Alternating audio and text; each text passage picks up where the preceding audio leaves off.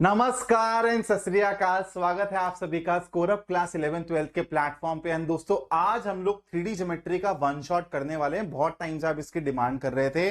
आप लोगों को बेटा इस वीडियो के अंदर मैं सारे के सारे कॉन्सेप्ट्स एकदम बेसिक से परोसने वाला हूं आपके टेबल पे। आप लोगों को बेटा बस इसका स्वाद लेना, और इसके लिए आपको कमिट करना पड़ेगा कि आप इस वीडियो को एंड तक देखोगे। हो सकता है बेटा आपने 3D ज्योमेट्री का ऑलरेडी कोई वन शॉट देख लिया हो, नहीं समझ आया हो, तब इस वीडियो में आए हो, या फिर आप लोग पहली बारी 3D ज्योमेट्री को पढ़ने वाले हो। मैं आपको गारंटी दे रहा हूं कि इस वीडियो के बाद आपको बुक खोलने की जरूरत नहीं पड़ेगी, कोई और वीडियो खोलने की जरूरत पड़ेगी। बस आपको इस वीडियो को एंड तक देखना है। आप लोगों को बेटा सारे के सारे जो कॉन्सेप्ट्स है ना, एकदम स्क्रैच से एकदम बेसिक से कराने वाला हूं। ऐसा कोई भी चीज नहीं होगा जो मैं अज्यूम कर लूं कि यार बच्चों को ये तो आता ही होगा। तो एकदम जीरो से आपको सारे कॉन्सेप्ट सीखने को मिलेंगे। उसके बाद बेटा आपको हर टाइप का सवाल इस वन शॉट में करने को मिलेगा। जैसा भी टाइप का सवाल आपके बोर्ड एग्जाम्स में आ सकते हैं, वो सारे के सारे सवाल मैं आपको बनवाऊंगा। उसके बाद बेटा मैंने एनसीईआरटी के इंपॉर्टेंट सवाल लिए हुए हैं, एनसीईआरटी एग्जाम्पलर के इंपॉर्टेंट सवाल लिए हुए हैं, और पीवाईक्यूज भी उठाए हुए हैं। तो चलो भाई, सबसे पहले मैं आपको चैप्टर का इंट्रोडक्शन दे देता हूं। ये बेटा 3D ज्योमेट्री है, ठीक है। वेक्टर और 3D एक यूनिट है, 14 मार्क्स की आती है ये बोर्ड एग्जाम में। इस चैप्टर को समझने के लिए आपको बेसिक अंडरस्टैंडिंग होनी चाहिए बेटा वेक्टर की। तो वेक्टर का वन शॉट आप लोग जरूर देख लेना। अगर आपने वेक्टर की अंडरस्टैंडिंग नहीं डेवलप करी है तो आप इस चैप्टर का वन शॉट अभी स्किप करिए। सबसे पहले जाके वेक्टर की अंडरस्टैंडिंग लीजिए। वेक्टर का वन शॉट बेटा मैंने डाल रखा है। आई होप आप लोगों ने वन शॉट देख लिया होगा। अब बेटा इस चैप्टर में अपने को करना क्या क्या है, मैं 4 सेक्शंस में इस चैप्टर की थ्योरी को डिवाइड कर सकता हूं। सबसे पहले बेसिक्स, डायरेक्शन कोसाइंस और डायरेक्शन रेशियोज को समझना पड़ेगा अच्छे से, और यहीं से ही बेटा अंडरस्टैंडिंग बैठेगी, लाइन की विजुअलाइजेशन बैठेगी। और ये बहुत ज्यादा इंपॉर्टेंट है। मैं ऑलरेडी बेटा इस कॉन्सेप्ट को ना वेक्टर के वन शॉट में कवर करवा चुका हूं। तो वेक्टर के वन शॉट में भी था, और जो 3D की कहानी चालू होनी है वो भी इसी कॉन्सेप्ट से होनी है, इसलिए यहां पर आपको स्टार मार्क दिख रहा है। सबसे ज्यादा मेरे हिसाब से बेटा इस चैप्टर में सबसे ज्यादा जो क्रूशियल कॉन्सेप्ट है ना, वो ये है। जिस बच्चे ने ये समझ लिया उसको पूरा का पूरा चैप्टर मक्खन लगने वाला है। जिस बच्चे ने ये नहीं समझा, जिसको इसकी अंडरस्टैंडिंग नहीं डेवलप हुई, वो इस चैप्टर के फॉर्मूलाज ही रटता रह जाएगा और परेशान रहोगे तुम लोग। उसके बाद बेटा equations of line in 3D, जिसमें हम लोग वेक्टर फॉर्म, कार्टेशियन फॉर्म दोनों के बारे में समझेंगे। फिर एंगल बिटवीन टू लाइंस कैसे निकालते हैं ये समझेंगे। फिर shortest distance between two lines के बारे में पढ़ेंगे। और फिर बेटा एक पॉइंट और एक लाइन, जैसे कि एक पॉइंट ले लिया, एक लाइन ले लिया, तो इस पॉइंट का फुट ऑफ परपेंडिकुलर क्या रहेगा, शॉर्टेस्ट डिस्टेंस क्या रहेगा इस पॉइंट का इस लाइन से, या फिर इस पॉइंट का क्या रिफ्लेक्शन रहेगा इस लाइन के अंदर। ऐसे सवालों को कैसे करते हैं, सारी चीजें हम लोग सीखने वाले। तो भाई शुरुआत वहीं से करते हैं जो आपके वेक्टर में इंपॉर्टेंट था, direction cosines and direction ratios. Vector में मैंने इसको बहुत अच्छे से डिटेल में समझाया हुआ है। दोबारा बोल रहा हूं, वेक्टर का वन शॉट जरूर देख लेना। यहां पर आपको मैं क्विकली 2-3 मिनट में रिकॉल करवा देता हूं कि हमने किस तरीके से समझा था कि भाई डायरेक्शन कोसाइंस और डायरेक्शन रेशियोज की डेफिनेशन क्या है। आप लोगों को यहाँ पे बेटा एक्स वाई जेड एक्सिस दिख रहा है, और ये मैंने स्पेस में कोई सा भी पॉइंट ले लिया जिसके कोऑर्डिनेट है दोस्तों एक्स वाई जेड, ठीक है। मैंने ऐसे ओपी वेक्टर बनाया। ओपी वेक्टर क्या है बेटा, it is nothing but the position vector of P. अब आपको ये चीजें ऑलरेडी पता है कि भाई इसको मैं प्यार से कैसे लिख सकता हूं। इसको मैं ऐसे लिख सकता हूं, एक्स आई कैप प्लस वाई जे कैप प्लस जेड के कैप। इसको बोलते हैं बेटा क्या, कंपोनेंट फॉर्म। ये सब चीजें आप लोग वेक्टर में पढ़कर आ चुके हो। थोड़ी देर के लिए इसको मार दो स्किप। और मैं आपको बोल रहा हूं, जो ये वेक्टर है ना यार, वो एक्स एक्सिस के साथ अल्फा एंगल बना रहा है, वाई एक्सिस के साथ बीटा, और जेड एक्सिस के साथ गामा एंगल बना रहा है। तो बेटा ये जो अल्फा, बीटा और गामा एंगल है ना, इन्हीं को ही प्यार से बोला जाता है क्या, डायरेक्शन एंगल्स। क्या बोला जाता है बेटा, डायरेक्शन एंगल्स, ठीक है। शॉर्ट फॉर्म में लिखा है, कंफ्यूज मत होना, डायरेक्शन एंगल्स।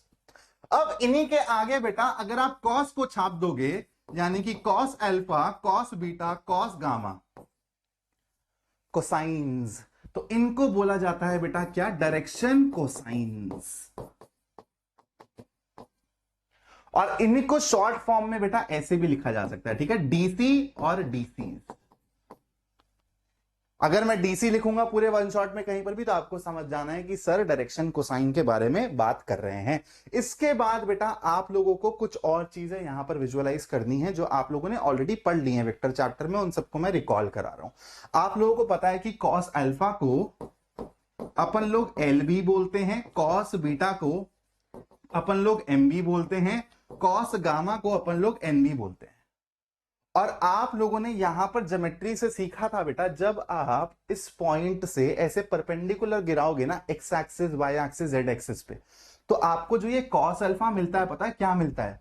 ये जो यहां पर एक्स कोऑर्डिनेट है दिस डिवाइडेड बाय जो इसका मैग्नीट्यूड है, यानी कि इसका मैग्नीट्यूड, जो कि क्या होता है बेटा under root X square plus Y square plus Z square. In short ये और कुछ नहीं है, इन दोनों पॉइंट्स के बीच का डिस्टेंस है, ताकि आपको ये विजुअलाइज हो जाए कि डिस्टेंस फॉर्मूला ही तो लग रहा है सर और कुछ नहीं लग रहा। ठीक है, so this is x upon r. Normal r मतलब magnitude of this vector. Similarly बेटा m किसके बराबर होता है? y अपॉन आर के बराबर होता है। और n किसके बराबर होता है? z अपॉन आर के बराबर।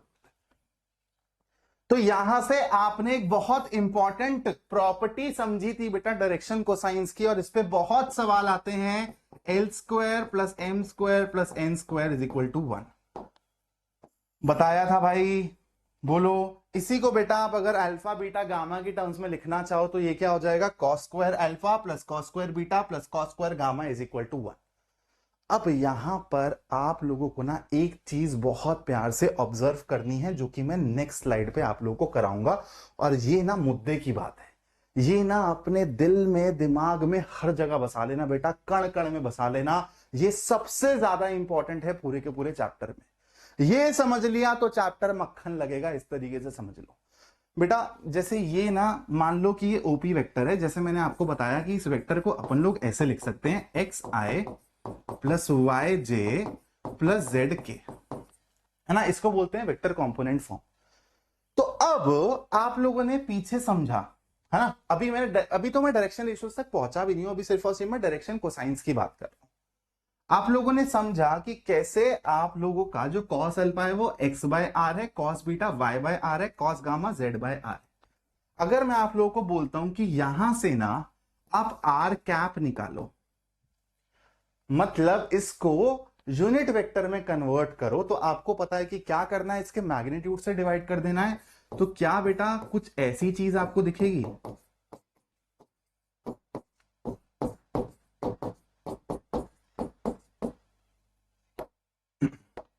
बोलो।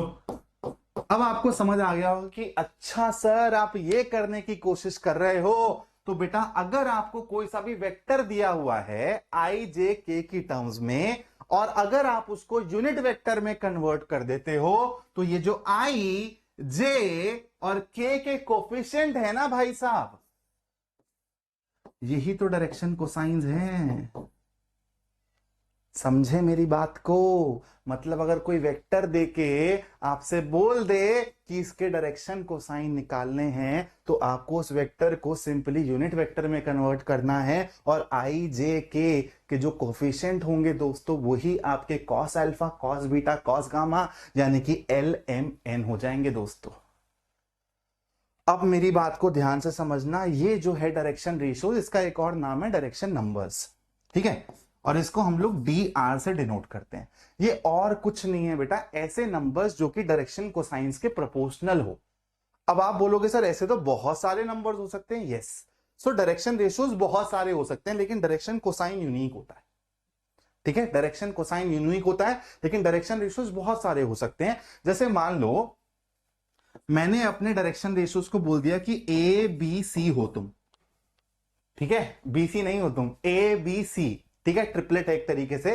तो मतलब अगर ये डायरेक्शन रेशियो है तो यहां पर क्या कंडीशन सेटिस्फाई हो रही होगी? प्रोपोर्शनल होने चाहिए कोसाइंस के। That means L by A should be equal to M by B should be equal to N by C and this can be equal to something,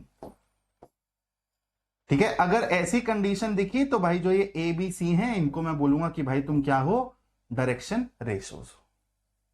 बोलो बात समझ आ गई? प्यारी प्यारी बात समझ आ गई। अब थोड़ा सा और आगे बढ़ते हैं। अब एक बात बताओ, यहां पे तुम लोगों ने एबीसी की अंडरस्टैंडिंग ले ली, अब थोड़ा सा यहां चलो। अगर मैं बोलूं कि तुम लोगों को एल मैंने लिखा था पिछली वाली स्लाइड पे, एल है बेटा, अरे भाई, एल है एक्स बाय आर, एम है एक्स बाय आर, और एन है बेटा यहां पर आएगा बेटा Y by R, Y by R आजा, हाँ, और एन है बेटा जेड बाय आर। और मैं तुम लोगों को बोलूं जरा यहां से मेरे को L by X, M by Y, N by Z बताओ। सारी की सारी चीजें वन बाय आर के बराबर नहीं है। देखो यहां से अगर मैं तुमसे पूछता हूं एल बाय एक्स क्या है, यहां से अगर मैं तुमसे पूछता हूं एम बाय वाई क्या है, और यहां से अगर मैं तुमसे पूछता हूं कि एन बाय जेड क्या है मुन्ना, तो ये क्या सारी की सारी चीजें बराबर नहीं है? और है किसके बराबर बेटा? वन बाय आर के बराबर। तो यानी कि जो ये एक्स वाई जेड हैं, मतलब कोफिशिएंट हैं आई जे और के, इन्हीं को मैं डायरेक्शन रेशियोज की तरह ले सकता हूं। समझे? क्योंकि एक्स वाई जेड प्रोपोर्शनल हो गए ना एल एम एन के, दिख तो रहा है।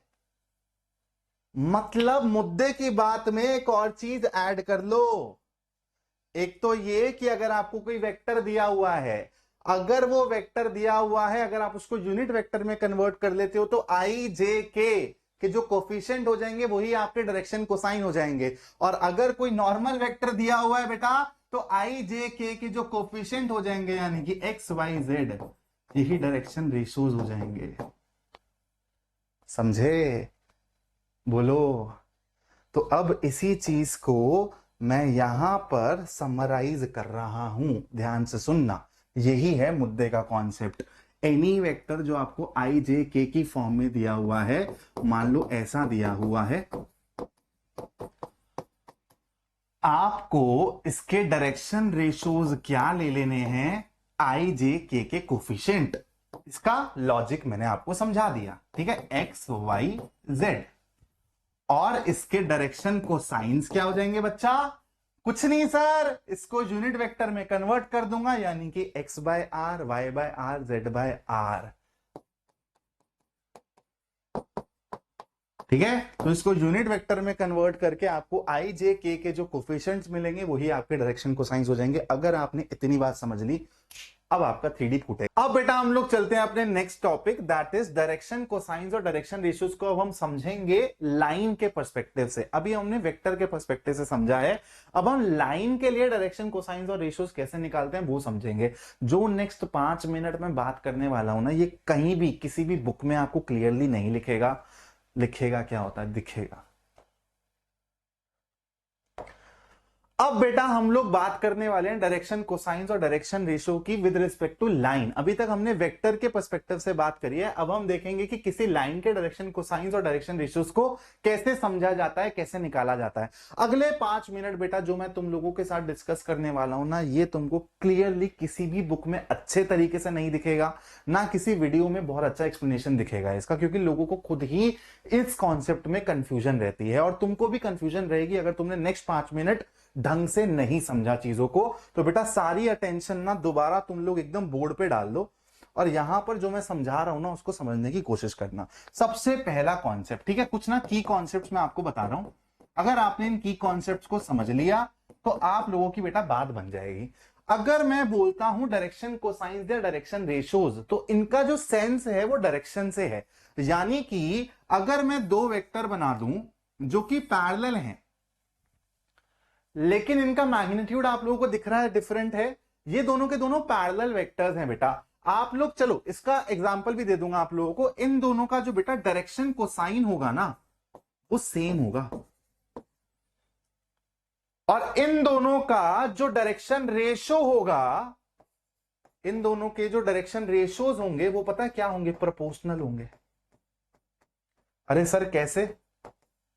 सबसे पहले तो आप बेसिक्स को ही समझो कि जो डायरेक्शन कोसाइंस है और जो डायरेक्शन रेशियोज हैं उनका सेंस डायरेक्शन से है, तो यहां पे डायरेक्शन सेम है ना, इसलिए डायरेक्शन कोसाइन सेम होंगे, और डायरेक्शन रेशियोज तो बेटा है ही प्रोपोर्शनल नंबर्स, तो ये इन दोनों लाइन के लिए प्रोपोर्शनल दिखेंगे, इन दोनों वेक्टर्स के लिए प्रोपोर्शनल दिखेंगे। जैसे मान लो मैं इसको ले लेता हूं बेटा 2 i cap plus 4 j cap plus 6 k cap, और इसको मैं मान लेता हूं कुछ ऐसा, 4i cap plus 8j cap plus 12k cap.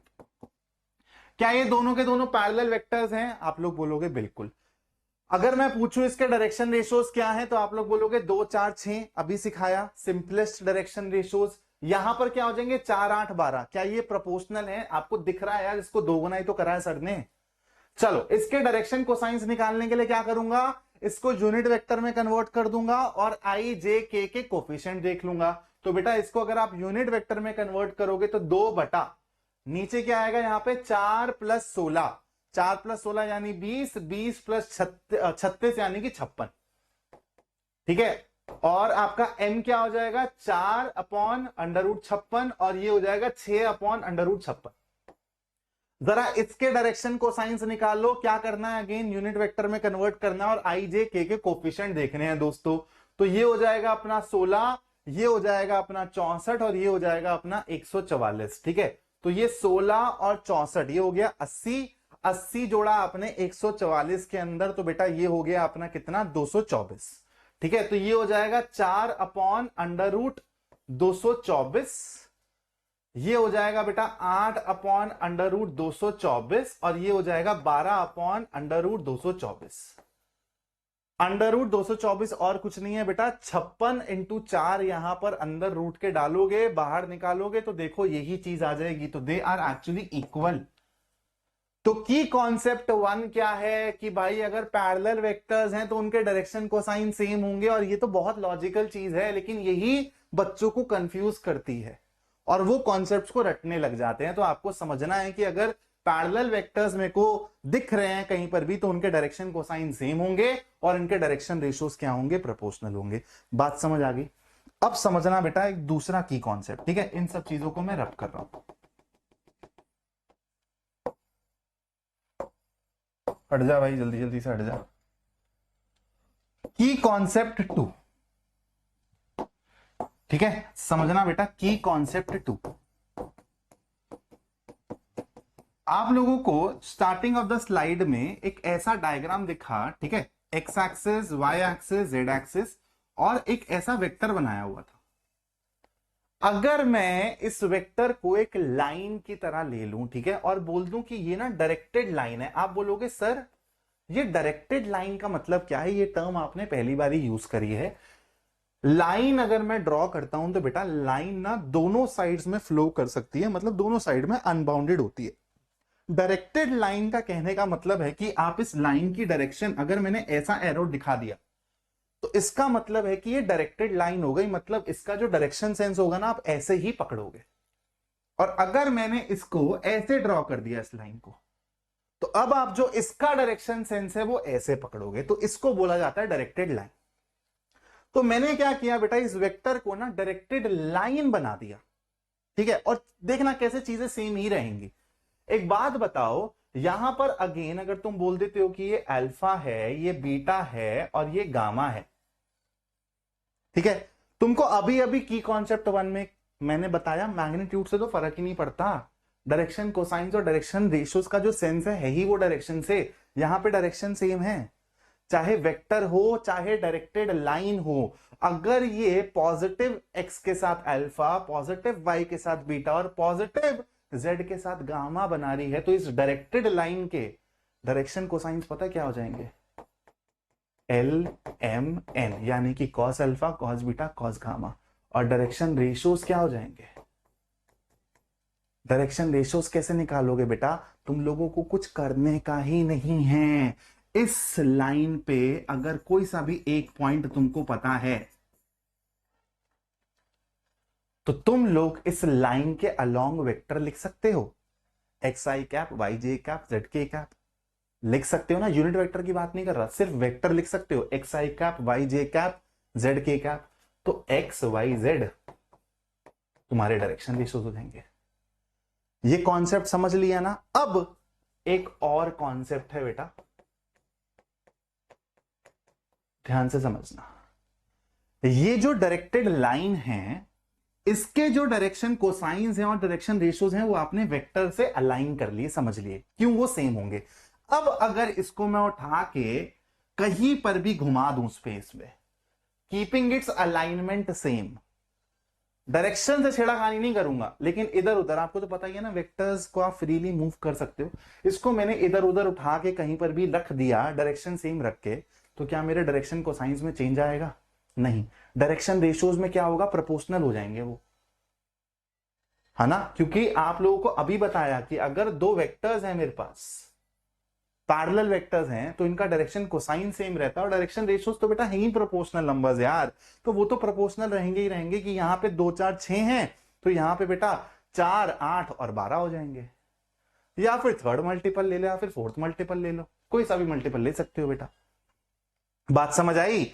अगर इतनी बातें समझ आ गई, अब देखो तुमको क्या मस्त फोड़ने को मिलेगा। अरे ये क्या हो गया, हम लोग नेक्स्ट टॉपिक पे चले गए। अच्छा यहां पर आ जाओ। अब मेरे को ये एक लाइन दिख रही है, मेरे को इसके ना डायरेक्शन कोसाइन और डायरेक्शन रेशियोज निकालने हैं। अब देखो तुम्हारे हाथ में सारे के सारे हथियार गगन सर ने पकड़ा दिए हैं। तुम एक बात बताओ, अगर मेरे को इसका डायरेक्शन कोसाइन और डायरेक्शन रेशियोज निकालने हैं, तो सबसे पहला थॉट मेरे दिमाग में आएगा, यार एक ना ऐसी डायरेक्टेड लाइन पकड़ता हूं जो कि ओरिजिन से पास करे, है ना, और उसका डायरेक्शन सेंस और इसका डायरेक्शन सेंस सेम हो, मतलब इसके पैरेलल हो। लेकिन अब मैं बोलूंगा कि यार तुमने ये डायरेक्टेड लाइन को और वेक्टर को तो एक ही तरीके से समझ लिया था ना। मतलब अगर तुम इस लाइन के कोई सा भी पैरेलल वेक्टर इमेजिन कर लो, इस लाइन के कोई सा भी पैरेलल वेक्टर इमेजिन कर लो और उसके डायरेक्शन कोसाइन को निकाल लो, तो वही लाइन का डायरेक्शन कोसाइन हो जाएगा। और इस वेक्टर का जो डायरेक्शन रेशो हो जाएगा, वही तुम इस लाइन का डायरेक्शन रेशो ले सकते हो, या फिर उसके प्रोपोर्शनल कुछ भी रख के इस लाइन के डायरेक्शन रेशो को लिख सकते हो। आपको ओरिजिन तक से पास करवाने की जरूरत नहीं है। आप लोगों को जो लाइन की डायरेक्शन है उसके पैरेलल बस एक वेक्टर को इमेजिन करना और सारा काम हो जाएगा। बोलो बात समझ आई? आप लोगों को जो भी गिवन लाइन होगी, अगर उसके एक पैरेलल वेक्टर मिल जाता है, तो मैं उस लाइन के डायरेक्शन कोसाइंस को, डायरेक्शन रेशियोज को बहुत प्यार से लिख सकता हूं। और वेक्टर के डायरेक्शन कोसाइंस और डायरेक्शन रेशियोज लिखना अब मेरे को आता है। इसमें तो अपने को मास्टरी हो गई है। अगर आप सिंपल कोफिशिएंट्स उठाओगे तो वो डायरेक्शन रेशियोज, और इनको यूनिट वेक्टर में कन्वर्ट करके कोफिशिएंट्स उठाओगे तो डायरेक्शन कोसाइंस। अब देखना, तुम्हारा कोई कॉन्सेप्ट दिमाग में फंस जाए अगर, या फिर थ्योरी में फंस जाए, तो नाम बदल देना। Direction cosines and direction ratios of a line passing through 2 points. ये एक लाइन है बेटा जिसपे मेरे को 2 मेंशन्ड पॉइंट्स दिए हुए हैं। अब अगर मेरे को इसका डायरेक्शन कोसाइन निकालना है, तो एक बात बताओ, एक ऐसे वेक्टर के बारे में सोचना जिसका डायरेक्शन सेम होगा, तो वो पैरेलल भी हो सकता है और इसी लाइन के अलोंग भी तो वेक्टर हो सकता है ना, है ना। तो एक काम करो ना, ये ए बी वेक्टर ही निकाल लो ना यार। ए बी वेक्टर निकालना आता है? अगर मैं यहां से पूछूं तुमको कि तुम्हारा ए बी वेक्टर क्या होगा, तो आगे वाला माइनस पीछे वाला, याद है ना, A B vector will be equal to position vector of B minus position vector of A. Vector में पढ़ाया हुआ है सबका सब। तो बेटा तुम्हारे पास क्या हो जाएगा, x2 minus x1 i cap plus y2 minus y1 j cap plus z2 minus z1 k cap. Vector मिल गया। लाइन की जो डायरेक्शन सेंस है उसी डायरेक्शन सेंस के साथ एक वेक्टर मिल गया। अब क्या इस लाइन की डायरेक्शन कोसाइंस और डायरेक्शन रेशियोज लिखने में तुमको कुछ और बुक पढ़नी पड़ेगी? नहीं भाई। अब ये जो लाइन है इसका अगर मेरे को डायरेक्शन रेशियो लिखना है, तो वो सिंपली क्या हो जाएगा, x2 minus x1 y2 minus y1 z2 minus z1। समझे? तो ये तुम्हारा रिजल्ट है। ये वेक्टर वाली चीज तो मैंने समझाने के लिए लिखी है बेटा, लेकिन तुम्हारा मेन रिजल्ट ये है कि अगर तुमको 2 पॉइंट्स दिए जा रहे हैं और बोला जा रहा है कि इनके डायरेक्शन इनसे पास करती हुई लाइन के डायरेक्शन रेशियोज बताओ, तो तुम लोग कुछ नहीं करोगे, x2 minus x1 y2 minus y1 z2 minus z1 कर दोगे। और बेटा डायरेक्शन कोसाइंस क्या हो जाएंगे, x2 माइनस x1 अपॉन ये जो तुमने लिया है इसी का ही तो मैग्नीट्यूड लगेगा यहां पे बस। ठीक है, y2 minus y1 upon this z2 minus z1 upon this. कहानी खत्म। और ये जो चीजें तुमको अब लग रही है ना कि सर अरे इतना आसान है, अगर तुम किसी बुक में इनफैक्ट एनसीईआरटी तक में ये सब चीजें समझने जाओगे ना तो तुमको बहुत कंफ्यूजन हो जाएगी कि कब सर वेक्टर की बात हो रही है, कब डायरेक्टेड लाइन की बात हो रही है, डायरेक्टेड लाइन और नॉर्मल लाइन में फर्क क्या है। लेकिन तुमको सारी चीजें मैंने एकदम बारीक बारीक तोड़ तोड़ के समझा दी हैं बेटा। अब देखो तुमसे क्वेश्चंस कैसे बनेंगे। चलो कुछ क्वेश्चंस ट्राई करें, कुछ क्वेश्चंस ट्राई करते हैं। कुछ एनसीईआरटी के सवाल हैं, कुछ पीवाईक्यूज हैं, ठीक है, जैसे एनसीईआरटी का भी सवाल है और अपने बोर्ड एग्जाम में भी आ रखा है। Find the direction cosines of a line which makes equal angles with coordinate axis. ये सेम सवाल मैंने वेक्टर के वन शॉट में भी करवाया था और ये आपका सवाल ऑब्जेक्टिव क्वेश्चंस के लिए बहुत इंपॉर्टेंट है। एक ऐसी लाइन के बारे में सोचो जो कि आप लोगों के X axis, Y axis, Z axis से सेम एंगल बना रही है। मतलब sir in short L, M और एन बराबर है ना, बोलो हाँ है ना। और आपको पता है ना इन तीनों में रिलेशन होता है,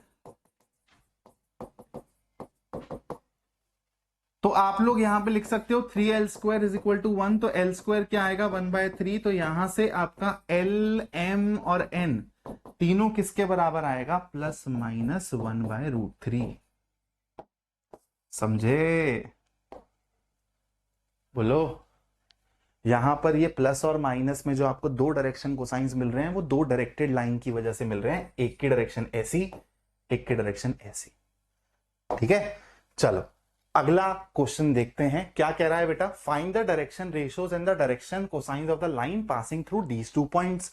तो कॉन्सेप्ट सारा का सारा दिमाग में है, डायरेक्शन रेशियो निकालने हैं तो सर कुछ करना ही नहीं है, आगे वाला माइनस पीछे वाला यानी कि -2, 1 माइनस ऑफ -4 यानी कि 5, और ये हो जाएगा -1 माइनस ऑफ 5 यानी कि -6।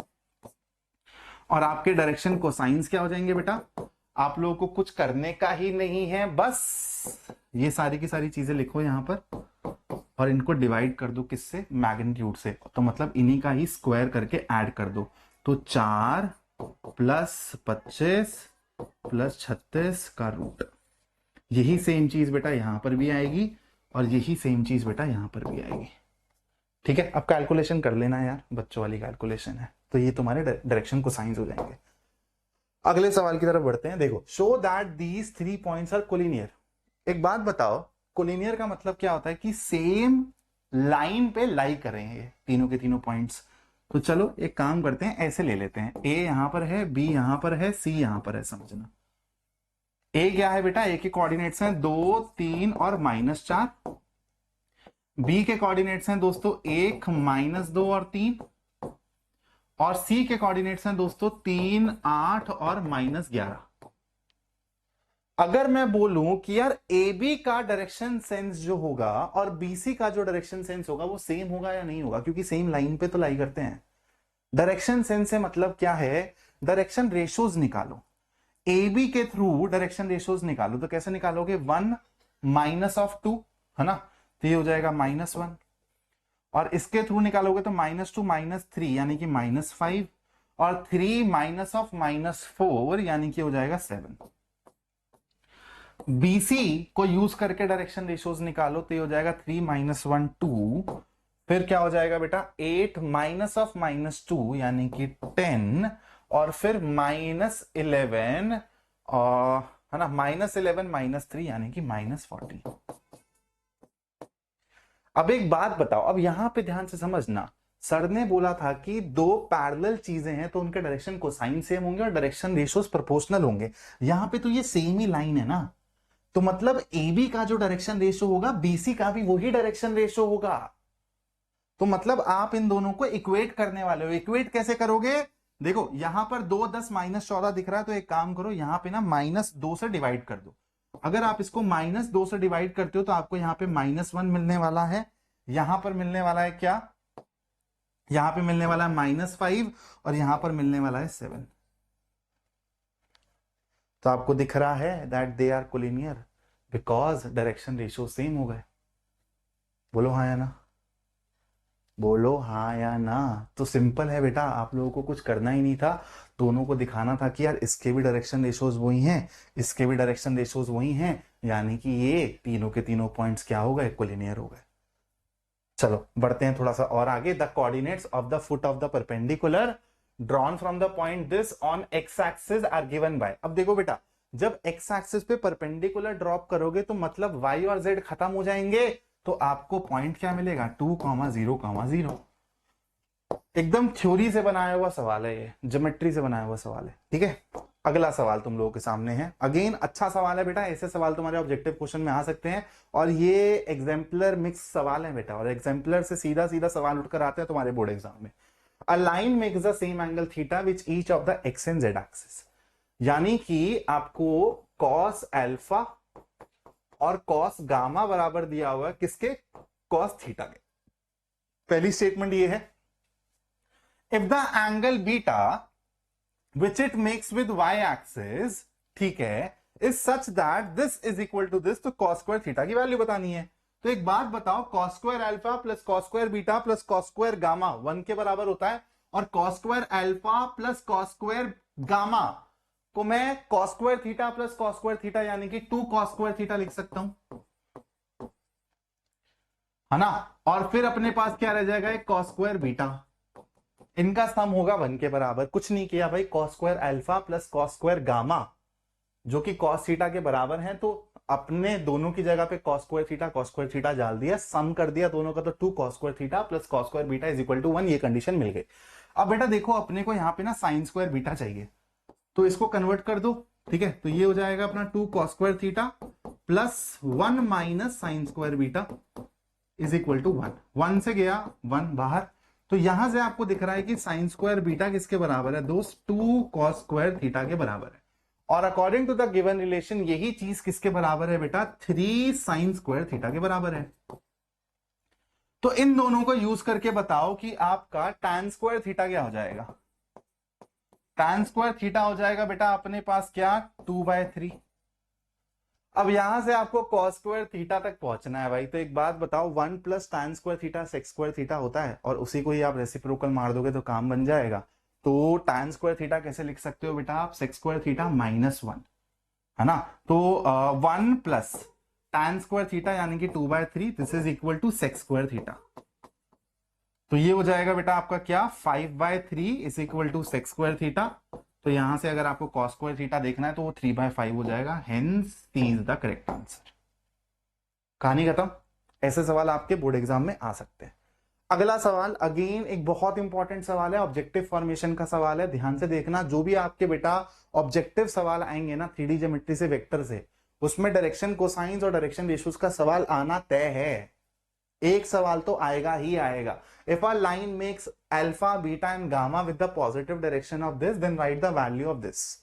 तो अपने को पता है बेटा कि cos square alpha plus cos square beta plus cos square gamma 1 होता है। ठीक है, अब cos स्क्वायर अल्फा को क्या मैं ये लिख सकता हूं, cos स्क्वायर बीटा को क्या मैं ये लिख सकता हूं, और cos स्क्वायर गामा को क्या मैं ये लिख सकता हूं, sine square alpha plus sign square beta plus sine square gamma, उस साइड पर जाके यही बन जाएगा जो चाहिए। बोलो हाँ या ना। तो ये 1 प्लस 1 प्लस 1 3 -1, तो यानी कि ये वाली जो चीज है वो किसके बराबर आएगी, 3 - 1 यानी कि 2 के बराबर आएगी। तो अब से आपको दो रिलेशंस याद रखने हैं, cos square alpha plus cos square beta plus cos square gamma होता है 1, sine square alpha plus sign square beta plus sine square gamma होता है 2 के बराबर। याद रखना। इससे बेटा एनडीए जैसे और जेई मेन जैसे एग्जाम्स में भी बहुत सवाल आते हैं कोसाइंस वगैरह से। पहले बेटा जेई में ना नहीं आते थे डायरेक्शन कोसाइंस और रेशो से, लास्ट 1-2 साल से आने लगे हैं, लेकिन एनडीए में तो भर भर के सवाल आते हैं डायरेक्शन कोसाइंस और रेशो से। चलो भाई इसको करते हैं। If a line makes angle alpha beta and gamma with the coordinate axis, then prove that cos 2 alpha plus cos 2 beta plus cos 2 gamma is equal to -1। एक बात बताओ, सारों को इन सब के सबको आप हाफ एंगल फॉर्मूला से कन्वर्ट कर सकते हो। 1 प्लस cos 2 अल्फा क्या होता है बेटा, 2 cos स्क्वायर अल्फा। बोलो हाँ है ना। तो क्या ये वाली चीज ऐसे लिखी जा सकती है, 2 cos स्क्वायर अल्फा -1, इसको मैं 2 cos स्क्वायर बीटा -1 लिख सकता हूं, इसको 2 cos स्क्वायर गामा -1 लिख सकता हूं। अगर आप इन सबको ऐड करोगे, 2 कॉमन ले लोगे अगर मान लो, ठीक है, तो यहां पर आएगा आपके पास क्या, L square plus M square plus N square, और -1 यानी कि -3। ये चीज किसके बराबर है, 1 के बराबर है, तो आंसर क्या आएगा, -1। वही प्रूफ करना था, हो गया। ठीक है, इस चीज को भी आप डायरेक्टली एज अ रिजल्ट अपने दिमाग में रख सकते हो कि भाई cos 2 alpha plus cos 2 beta plus cos 2 gamma अपना -1 होता है। तो मैं यहां पर तीनों के तीनों रिजल्ट एक बार लिख देता हूं, आप लोग इसका स्क्रीनशॉट ले लेना। cos square alpha plus cos square beta plus cos square gamma होता है 1 के बराबर। sin square alpha plus sin square beta plus sin square gamma ये होता है बेटा 2 के बराबर। और cos 2 alpha plus cos 2 beta plus cos 2 gamma ये होता है -1 के बराबर। ठीक है, ये तीन फॉर्मूला अगर अपने दिमाग में रखोगे तो हो सकता है कि अगर डायरेक्टली इनसे सवाल आए तो बेटा 10 सेकंड में बना के आगे बढ़ जाओ। अब आते हैं कि भाई इक्वेशन ऑफ लाइन कैसे लिखी जाती है इन 3D स्पेस, है ना। 2D में तो आपने मास्टरी हासिल कर ली, slope form, point slope form, है ना, बतेरी चीजें आप लोग सीख कर आए हुए हो। अब हम लोग थोड़ा 3D ज्योमेट्री के पॉइंट ऑफ व्यू से लाइन को विजुअलाइज करेंगे। अब बेटा देखो, लाइन को लिखने के ना दो तरीके हैं, आपको उसके डायरेक्शन पता हो और एक पॉइंट पता हो जो कि उस पर लाई करता हो, या फिर ऐसे दो पॉइंट्स पता हो जिससे वो लाइन गुजर रही है। तो सबसे पहले हम देखेंगे कि अगर हमको ये पहले वाली कंडीशन दी हुई है तो लाइन को कैसे लिखा जाता है। ठीक है, तो equation of a line through a given point and parallel to a given vector, ध्यान से समझना। यहां पर parallel to a given vector का मतलब वही है, क्योंकि जो मैंने बताया कि जो भाई आपकी लाइन की डायरेक्शन सेंस है वही तो इस गिवन वेक्टर जो कि पैरेलल है लाइन की उसकी डायरेक्शन सेंस भी तो सेम होगी। तो आप चीज को समझना कि ये आपकी लाइन है, ठीक है, जिसका मेन मुद्दा है, मतलब इसको आपको समझना है। अपन ने एक वेक्टर लिया हुआ है जो कि इसके पैरेलल है, बी वेक्टर, और ये अपने को गिवन है, और इस लाइन पे ये पॉइंट ए है जो गिवन है अपने को। तो बेटा ये जो ए वेक्टर दिख रहा है ना यहां पे स्मॉल, ये और कुछ नहीं है, position vector of this given point है। तो अगर आपको इस लाइन की इक्वेशन लिखनी है वेक्टर फॉर्म में, इसका प्रूफ वगैरह से अपने को मतलब नहीं है, लेकिन एनसीईआरटी में आपको देखने को मिल जाएगा, बहुत सिंपल है इसका प्रूफ, ट्रायंगल लॉ से हो जाता है बड़ी जल्दी। ठीक है, तो अगर आपको इस लाइन की वेक्टर फॉर्म में इक्वेशन लिखनी है बेटा तो वो ऐसे लिखी जाती है, R vector is equal to जो आपका गिवन पॉइंट है उससे वेक्टर फॉर्म करो प्लस लैम्डा टाइम्स जो आपका पैरेलल वेक्टर है। और ये आर वेक्टर क्या है बेटा, ये आपको बता रहा है कि इस लाइन पे कोई सा भी पॉइंट होगा ना उसका पोजीशन वेक्टर कैसा दिखेगा। ठीक है, तो यहां पर ये जो एक्स वाई जेड पॉइंट लिया हुआ है ये कोई भी आर्बिटरी पॉइंट है, समझ आ गया। अब अगर बेटा यही लाइन यहां पे लिखी हुई है the vector equation of a straight line passing through the origin, तो बेटा अब जो आपका ये ए वेक्टर है 0 0 0 हो जाएगा। तो आपकी लाइन की इक्वेशन ऐसे दी जा सकती है, R vector is equal to lambda times B vector. कहानी क्लियर। अब सेम चीज को हम लोग कार्टेशियन फॉर्म में कैसे लिखेंगे, कि हमको वेक्टर से भाई मतलब नहीं है, अब हम लोग कार्टेशियन फॉर्म में कैसे लिखेंगे ध्यान से समझना। पेन चेंज कर ले। The Cartesian equation of a line passing through the point x1, y1, z1 and having direction ratios, जिसके डायरेक्शन रेशियोज ये है, मतलब आपको डायरेक्शन मिल गई है लाइन की। तो अब आप कैसे लिखोगे बेटा, x माइनस जो गिवन पॉइंट है वो, ठीक है, इक्वल टू का साइन लगाना, y माइनस जो गिवन पॉइंट है वो, ये स्टैंडर्ड फॉर्म है, इसी स्टैंडर्ड फॉर्म में कन्वर्ट करना पड़ेगा अगर नहीं दिखे तो। ठीक है, z माइनस z1, और ध्यान से देखना स्टैंडर्ड फॉर्म में x y z के जो कोफिशिएंट है ना वो 1 है यहां पर। तो अगर आपको स्टैंडर्ड फॉर्म में नहीं दिखे गिवन चीज तो उसको स्टैंडर्ड फॉर्म में कन्वर्ट करना, और यहां पर नीचे पता है क्या आ जाता है, कुछ नहीं बस डायरेक्शन रेशियोज। ये है आपकी कार्टेशियन इक्वेशन ऑफ लाइन। ठीक है भाई, डन। अब इस एबीसी की जगह बेटा आप लोग एल एम एन भी लिख सकते हो, और इस चीज को भी तुम लोग अपने दिमाग में डाल लो बेटा, जो एल एम एन है ना एक्चुअली वो एक स्पेसिफिक केस है of direction ratios, direction numbers, क्योंकि डायरेक्शन रेशियोज बहुत सारे हो सकते हैं। तो L M N is actually, देखो जब सोचा गया होगा ना तो सोचा गया होगा डायरेक्शन कोसाइंस के थ्रू, और फिर सोचा गया होगा कि यार इसके तो तुम कितने भी प्रोपोर्शनल्स ले लो वो सबके सब भी डायरेक्शन सेंस देंगे, तो वहां से डायरेक्शन रेशियोज का कॉन्सेप्ट उजागर हुआ होगा। आगे बढ़े भाई, यहां पर अब हाँ मैंने स्लाइड छोड़ी हुई है, मतलब यहां पर मेरे को कुछ आपको सिखाना है। क्या सिखाना है बेटा, कि अगर आपको वेक्टर फॉर्म दी हुआ है और मेरा आप लोगों से सवाल है कि आप वेक्टर से कार्टेशियन फॉर्म में जा सकते हो, तो कैसे करोगे ध्यान से देखना। ये जो मैं चीजें सिखा रहा हूं ना ये बहुत इंपॉर्टेंट है, ये सब चीजें वरना रटोगे बाद में जाके, तो आराम से समझ लो। देखो अपना फॉर्म क्या है वेक्टर का, R vector is equal to A vector plus lambda times B vector. ठीक है, अपन लोग बेटा यहां पर ना चीजों को रख देते हैं। मान लो ए वेक्टर आपका कुछ ऐसा दिख रहा है, A1 I cap plus A2 J cap plus A3 K cap, ठीक है, plus lambda times B vector में कुछ ऐसा रख देता हूं, B1 I cap plus B2 J cap plus B3 K cap. अब अगर आपको इस फॉर्म से कार्टेशियन फॉर्म में जाना है तो देखो कुछ नहीं करना, आपको पता है ना कि जो ये आर वेक्टर है ये किसी भी आर्बिटरी पॉइंट का पोजीशन वेक्टर है, तो can this generally be written as this,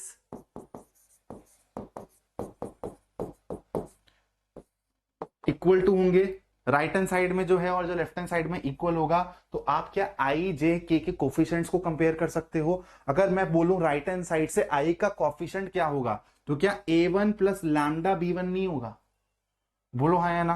तो X1 क्या आपको ऐसा दिखेगा, A1 plus lambda B1, I cap के कोफिशिएंट को कंपेयर कर दिया। अब Y सॉरी यहां पर हो जाएगा बेटा अपने पास X है ना, और Y किसके बराबर होगा बेटा, Y हो जाएगा A2 प्लस लैम्डा B2।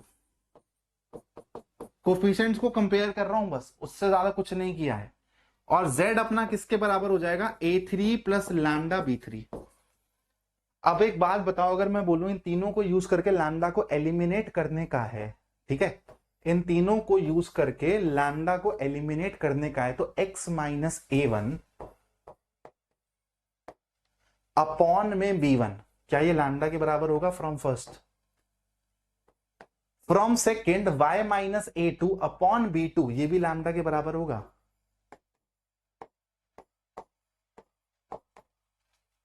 और from third z minus A3 upon B3।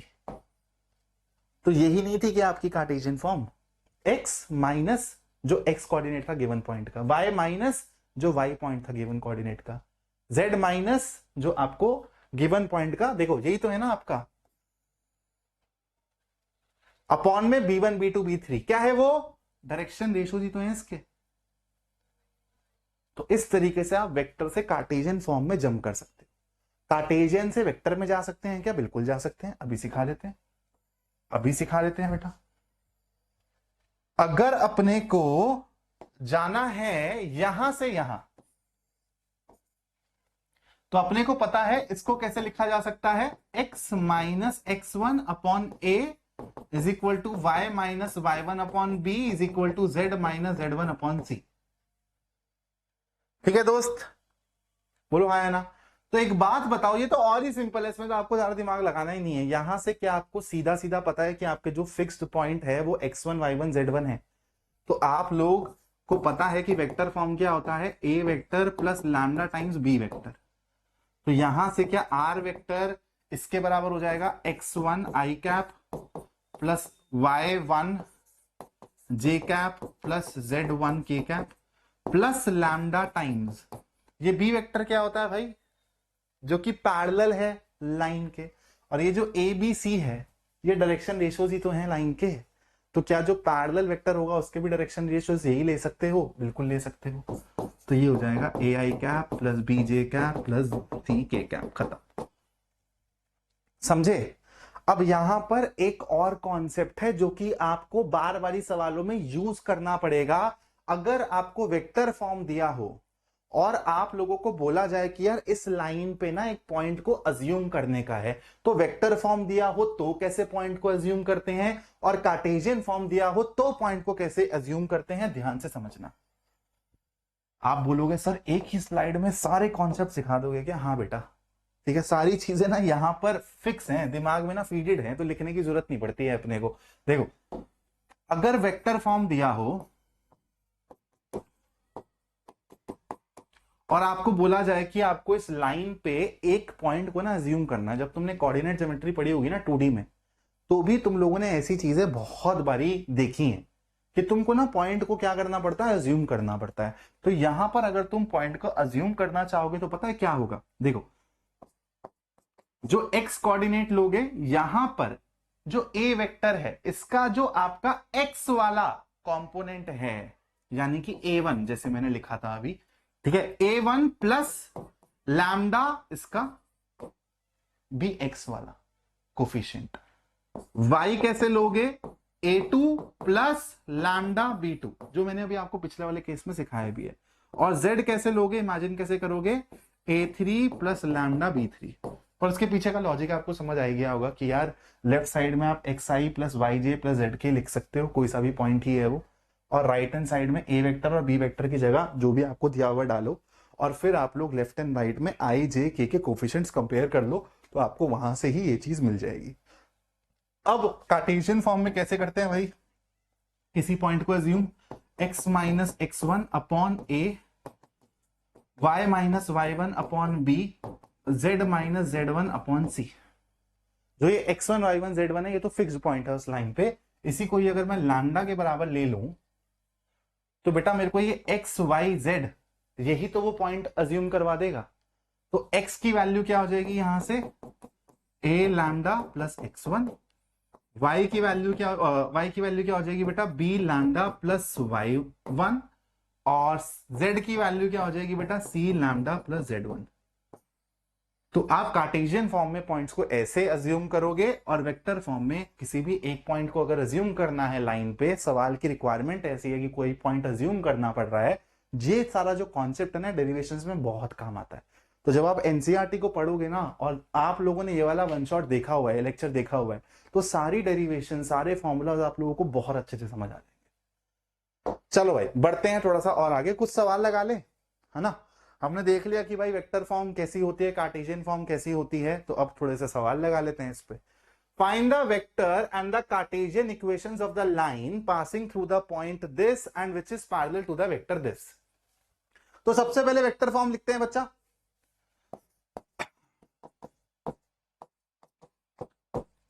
और फिर अपन लोग क्या लिखेंगे, कार्टेशियन फॉर्म लिखेंगे। वेक्टर फॉर्म का मतलब क्या है भाई, R vector is equal to A vector plus lambda times B vector. जहां पे ये ए वेक्टर क्या है, कुछ नहीं, ये जो फिक्स्ड पॉइंट है बेटा, इसी का ही पोजीशन वेक्टर आपको लिखना है। तो यहां से अगर आप वेक्टर फॉर्म लिखना चाहोगे तो बहुत सिंपली लिख दोगे 5i cap plus 2j cap minus 4k cap plus lambda times, अब ये क्या है, बी वेक्टर क्या है, पैरेलल वेक्टर ही तो होता है लाइन के, तो ये तो डायरेक्टली दिया हुआ है, तो बस इसके अंदर ये डाल दो, j cap minus 7k cap, ये आपका इसका आंसर हो गया बेटा। अब देखो कार्टेशियन फॉर्म आप डायरेक्टली भी लिख सकते हो और इसको यूज करके भी लिख सकते हो, बताया ना मैंने वेक्टर फॉर्म से कार्टेशियन फॉर्म में कैसे जाना होता है। तो आप यहां से, जैसे आपकी एनसीईआरटी में एग्जांपल्स में आपको ऐसे सॉल्यूशंस मिलेंगे कि वो यहां से आपको कार्टेशियन फॉर्म में लेके जाएगा, डायरेक्टली नहीं लिखेगा। आप डायरेक्टली भी लिख सकते हो, यहां से भी जा सकते हो। यहां से कैसे जाना है रिवाइज करा देता हूं। लेफ्ट हैंड साइड में जो आर वेक्टर है इसको आप एक्स आई कैप प्लस वाई जे कैप प्लस जेड के कैप लिख सकते हो, एक्स वाई जेड कोई सा भी आर्बिटरी पॉइंट है। अब आप क्या करोगे, राइट हैंड साइड में आई कैप वाले के कोफिशिएंट्स को कंबाइन करोगे, जे कैप के कोफिशिएंट्स को कंबाइन करोगे, के कैप के कोफिशिएंट्स को कंबाइन करोगे, और दोनों साइड पे फिर कंपेयर करोगे आई जे के कोफिशिएंट्स को। वहां से तुम लोगों को इस लैम्डा को एलिमिनेट करना रहेगा, वहीं से ही तुमको कार्टेशियन फॉर्म मिल जाती है। लेकिन इसको हम लोग डायरेक्टली लिख लेते हैं। सबसे पहले तो फिक्स पॉइंट्स पता है मेरे को, तो ये हो जाएगा x माइनस 5, यहां हो जाएगा बेटा y माइनस 2, और यहां हो जाएगा z प्लस 4, माइनस 4 ध्यान रखना। और यहां पर नीचे क्या आएगा बेटा, डायरेक्शन रेशोज। अब डायरेक्शन रेशोज क्या मैं यही ले सकता हूं जो यहां पर मेरे को पैरेलल वेक्टर दिख रहा है, बिल्कुल ले सकते हो। चाहो तो इसके बेटा कोई प्रोपोर्शनल भी ले लो, मतलब इसका सेकंड मल्टीपल भी ले लो, तो भी तुम्हारा आंसर गलत नहीं है। तो यहां पर सीधा सीधा लिखो 5, 1 और माइनस 7, खत्म। आप लोग बोलोगे सर यहां पे डिनोमिनेटर में माइनस है, हाँ है, क्या हो गया, इससे फर्क नहीं पड़ता कुछ भी, ठीक है। चलो अगला सवाल तुम लोगों के सामने है। ऐसा सवाल बेटा तुम्हारे बोर्ड एग्जाम्स में बार बारी पूछा जा चुका है, दोबारा आ सकता है, और अच्छी खासी वेटेज के साथ आएगा बेटा, ठीक है। Find the vector and Cartesian equations of the line through the point this and perpendicular to these two lines. तो अब अपने को भाई एक लाइन की इक्वेशन लिखनी है जो कि इस पॉइंट से पास कर रही है और इन दोनों के परपेंडिकुलर है and perpendicular to these two lines. अब एक बात बताओ, ये दोनों की दोनों लाइंस की इक्वेशन क्या तुमको वेक्टर फॉर्म में दिखाई दे रही है? तो तुम लोग अगर इसको R vector is equal to A vector plus lambda B vector से कंपेयर करोगे तो यहां पर जो ये लैम्डा के अंदर दिख रहे हैं ये और ये, क्या यही तुमको डायरेक्शन बताएंगे इस वाली लाइन के और इस वाली लाइन के? यही तो था ना बेटा कोर कॉन्सेप्ट। तो यानी अगर मेरे को एक ऐसी लाइन चाहिए जो कि इस पॉइंट से पास कर रही है और इन दोनों के परपेंडिकुलर है, तो अगर मैं इसको बेटा B1 वेक्टर बोल दूं और इसको मैं B2 वेक्टर बोल दूं तो मेरे को B1 क्रॉस B2 निकालने का है, बोलो हाँ या ना? तो यहां पर B1 क्रॉस B2 की रिक्वायरमेंट है। अब ये मत बोलना सर कैसे, वेक्टर पढ़ा होना चाहिए इसके लिए। अगर आपको परपेंडिकुलर वेक्टर निकालना है इन दोनों वेक्टर के तो आपको क्रॉस प्रोडक्ट यूज करना पड़ेगा। तो अब आप लोगों को क्या करना है बेटा? कुछ नहीं करना, इस डिटर्मिनेंट को सॉल्व करना है। आई जे के 3 माइनस 16 7। ऐसा सवाल इनफैक्ट पिछले साल शायद जेई में भी पूछा गया भाई, इतना आसान सवाल। 3 8 माइनस 4 सॉल्व कर लोगे। हर चीज एकदम एंड तक नहीं कराऊंगा बेटा, इसको सॉल्व कर दोगे तुम लोगों को बेटा वेक्टर मिल जाएगा। मान लो तुम लोगों को मिल जाएगा कुछ बी डैश वेक्टर। बस अब तुमको जो वेक्टर इक्वेशन लिखनी है वो कैसे लिखोगे? फिक्स पॉइंट दिया हुआ है तो ये हो जाएगा i cap plus 2j cap minus 4k cap plus यहां पे ले लो बेटा कोई सा भी k ले लो, k टाइम्स यहां पर हो जाएगा b डैश वेक्टर। खत्म। इसी को कार्टेशियन फॉर्म में लिखने के लिए मतलब कुछ नई थ्योरी लगेगी क्या? रामानुजम सर को बुलाना पड़ेगा क्या? बोलो नहीं सर, फिक्स पॉइंट पता है तो ये हो जाएगा x minus 1 y minus 2 z plus 4 और यहां से जो b डैश वेक्टर के तुम्हारे x वाला कंपोनेंट y वाला कंपोनेंट z वाला कंपोनेंट होगा वो यहां पे डाल देना, सवाल खत्म। ठीक है, चलो अब चलते हैं बेटा सेकंड वाले केस पे। कुछ भी फर्क नहीं है एक्चुअली कि तुमको 2 पॉइंट्स दिए गए हैं और अब तुमको उनसे पास करती हुई लाइन की इक्वेशन बतानी है। Equation of a line passing through 2 given points. एक बात बताओ मेरे को, बड़े प्यार से बताना, अगर मेरे को 2 पॉइंट्स गिवन है और इनसे एक लाइन पास कर रही है तो क्या मैंने अभी आपको बताया जब मैं की कॉन्सेप्ट बता रहा था, क्या मैं वेक्टर नहीं बता सकता इसके अलोंग का कि उसकी डायरेक्शन सेंस क्या होगी? बिल्कुल बता सकता हूं। ये ए पॉइंट है ये बी पॉइंट है, यही तो की कॉन्सेप्ट में बताया था। अब देखो कितनी आसानी से चीजें समझ आ रही है।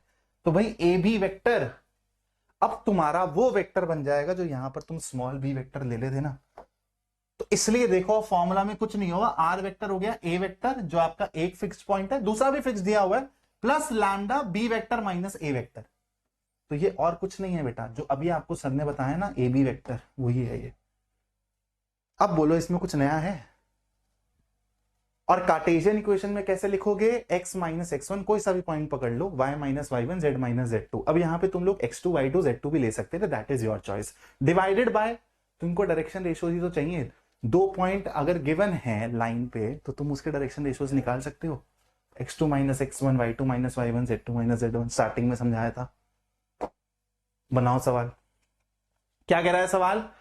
हाँ ये सवाल थोड़ा अलग है। देखो, if y coordinate of a point P on the join of Q and R is -4 तो उसका Z कोऑर्डिनेट बताओ। अलग टाइप का सवाल है, बहुत से बच्चों ने तो ऐसा सवाल किया भी नहीं होगा। देखो, आपको Y कोऑर्डिनेट बताना है किसी पॉइंट P का, ठीक है?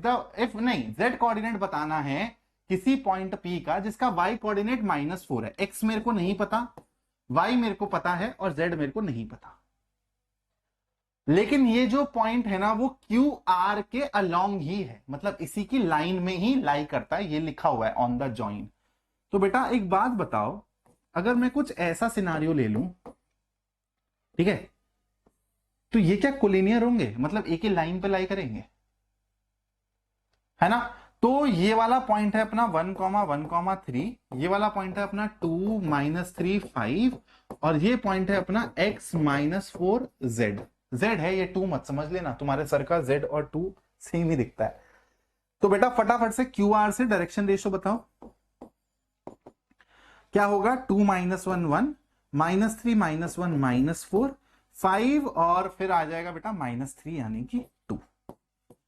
यहां से फटाफट से आरपी का डायरेक्शन रेशियो बताओ क्या हो जाएगा। x -2, फिर हो जाएगा -4 -3 यानी कि हो जाएगा -1, और फिर हो जाएगा z -5।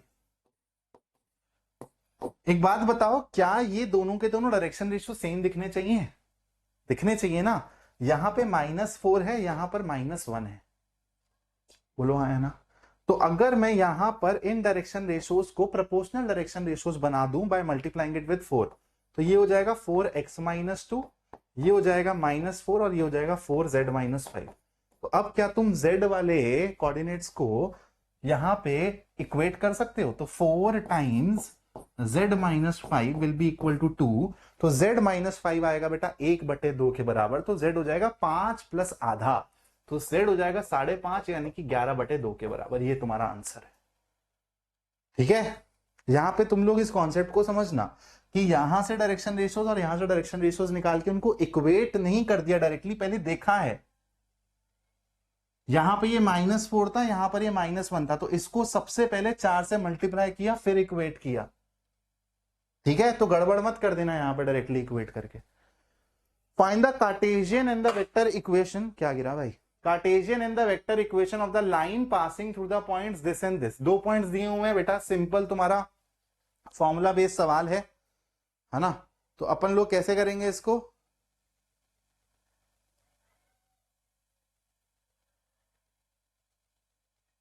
चलो 2 पॉइंट्स दिए हुए हैं, तो सबसे पहले एक काम करते हैं, इस बार ही कार्टेशियन पहले लिखते हैं।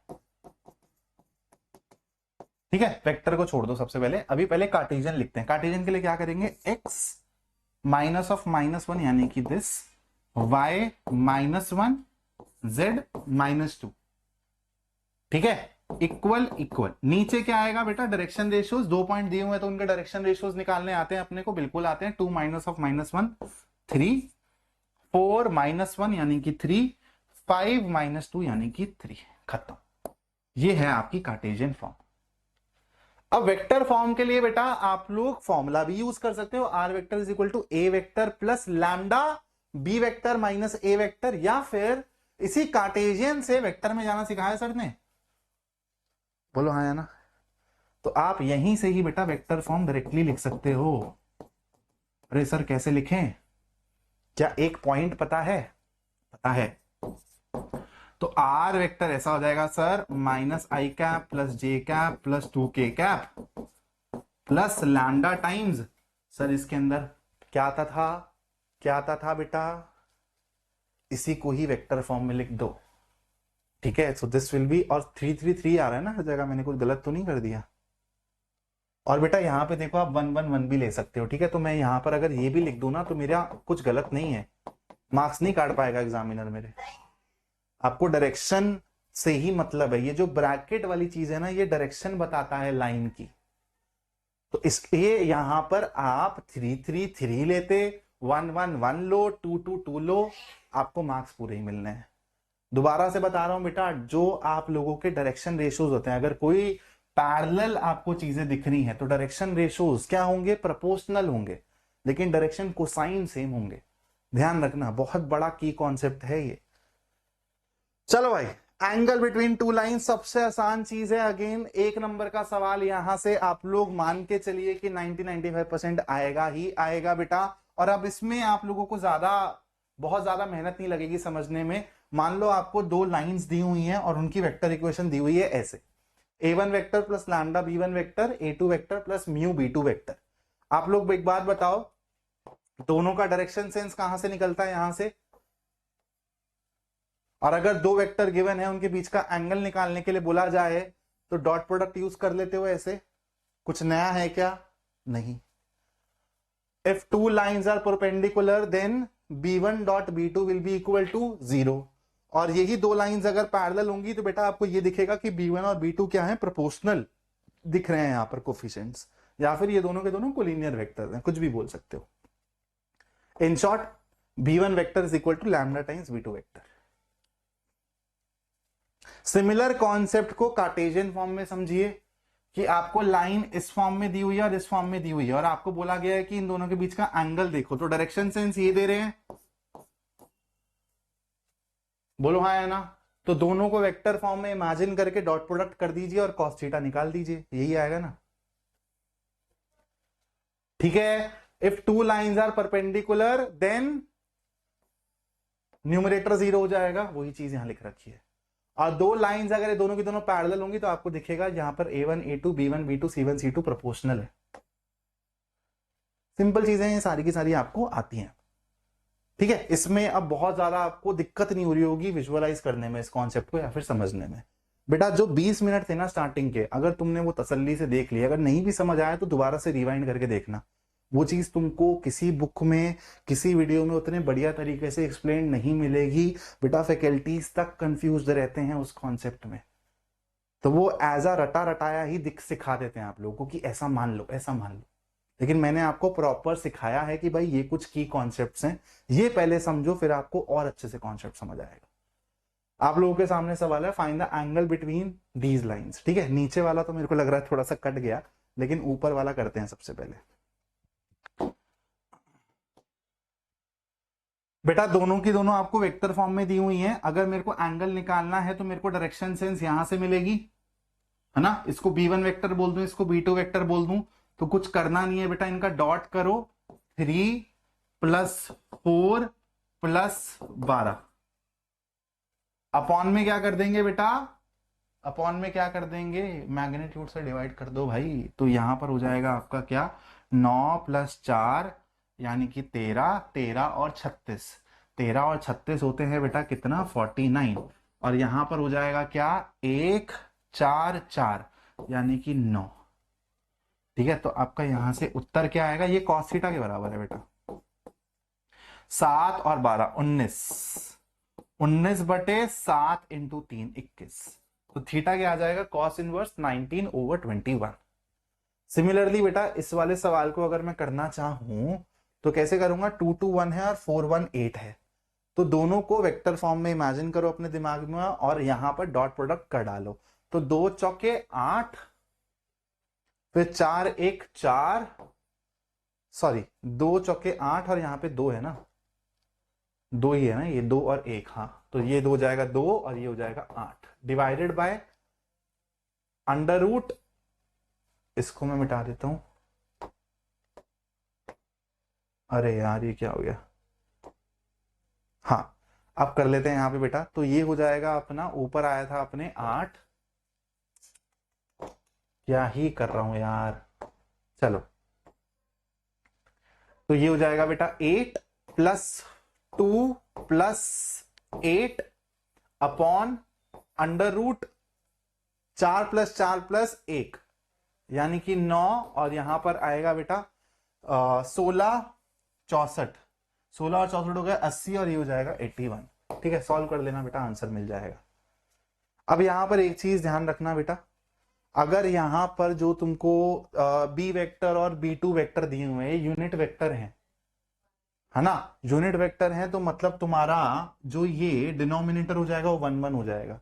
तो cos थीटा सिंपली इन दोनों के सिंपल डॉट प्रोडक्ट से निकल जाएगा। यानी कि इन शॉर्ट अगर यहां पर ये जो B1 वेक्टर और B2 वेक्टर हैं ये यूनिट वेक्टर हैं, तो ऑब्वियसली डायरेक्शन कोसाइंस बन जाएंगे i j k के कोफिशिएंट। तो यहां पर आप लोगों को कुछ करने का नहीं है, L1 L2 + M1 M2 + N1 N2 ये फॉर्मूला यहां पर बन जाएगा। इन शॉर्ट यहीं से ही डिराइव हो जाएगा, तो उसको अलग से याद करने की जरूरत नहीं है। अगर आप लोगों को यहां पर वो यूनिट वेक्टर दिए भी हुए हैं तो आपको ऑब्जर्व तक नहीं करना, आपको सेम प्रोसेस अपनाना है, आपका आंसर आ जाएगा। ठीक है, चलो हाँ जी, अब आते हैं बेटा अपने लास्ट कॉन्सेप्ट पे, shortest distance between two lines. एक बारी देख लूं, बढ़िया, चलो मस्त है भाई, अपना आराम से ये 1.5 घंटे तक समअप हो जाएगा। पहले ये चैप्टर में और मजे आते थे जब प्लेन था, प्लेन कर दिया सीबीएसई ने डिलीट। तुम लोग तो खुशी मनाओ वैसे, है ना, लेकिन यार वही है, बहुत अच्छा कॉन्सेप्ट था, तुमको विजुअलाइज करने को मिलता था, क्वेश्चन ज्यादा बनते थे। अब तो बेटा सिंपल क्वेश्चन आएंगे इस चैप्टर से जेन्युइनली। या तो यहां से आएगा, डिस्टेंस बिटवीन टू लाइन से आएगा क्वेश्चन, या तो इसके पहले जो मैंने तुमको बताया वेक्टर फॉर्म, कार्टेशियन फॉर्म, वहां से आएगा। अगर एक नंबर का सवाल आएगा तो वो डायरेक्शन रेशियो, डायरेक्शन कोसाइन से आएगा, या फिर कोलिनियर वाली जो चीज मैंने सिखाई, जो सवाल कराए, वहां से बनेगा। यहां पे देखना बेटा क्या चीजें दी हुई है तुम लोगों को। Two lines in space will be any of the following forms, intersecting हो सकती है, पैरेलल हो सकती है। और ये चीज कब होंगी, जब वो दोनों की दोनों लाइंस ना एक प्लेन में होंगी, कोप्लेनर होंगी। तो अगर वो पैरेलल नहीं है तो इंटरसेक्टिंग होगी, अगर इंटरसेक्टिंग नहीं है तो पैरेलल होगी। फिर आती है बेटा neither parallel nor intersecting lines, ये ना कोप्लेनर नहीं होती, एक प्लेन में नहीं होती। जैसे मान लो ऐसा कुछ है, ये दोनों ने ना कभी मिलना है ना ये कभी पैरेलल है, तो ऐसी लाइंस को बोला जाता है skew lines. If two lines in space intersect at a point, then the shortest distance between them is 0. Obvious. If two lines in space are parallel, तो उनके बीच का जो शॉर्टेस्ट डिस्टेंस हो जाएगा वो क्या हो जाएगा बेटा, जो परपेंडिकुलर डिस्टेंस है उनके बीच का, that is the length of the perpendicular drawn from a point on one line onto the other line. If two lines are neither intersecting nor parallel, then such lines are non-planar, और ऐसी lines को skew lines बोला जाता है। ठीक है, यहां पर तुमको दिख रहा है जीई और बीडी, जीई और बीडी ये दोनों की दोनों क्या है बेटा, स्क्यू लाइंस हैं।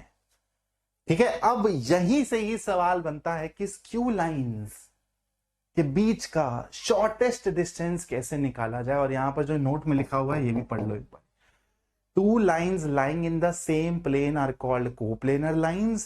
Coplanar lines are either parallel or intersecting. अगर तुमको स्क्यू लाइंस के बीच का शॉर्टेस्ट डिस्टेंस निकालने का है तो बेटा ये जो शॉर्टेस्ट डिस्टेंस होगा ना, ये कैसे बनेगा, देखो यहां पे लिखा हुआ है the shortest distance S D. S D मतलब शॉर्टेस्ट डिस्टेंस का शॉर्ट फॉर्म, यहां मत ढूंढने लग जाना S D. Between two skew lines L1 and L2 is the length of the line segment PQ। और ये तुम लाइन सेगमेंट देख रहे हो, PQ क्या है, ये L2 के भी परपेंडिकुलर है और L1 के भी परपेंडिकुलर है। ठीक है, अब इसको कैसे निकालते हैं, इसकी डेरिवेशन में नहीं जाना है तुम लोगों को।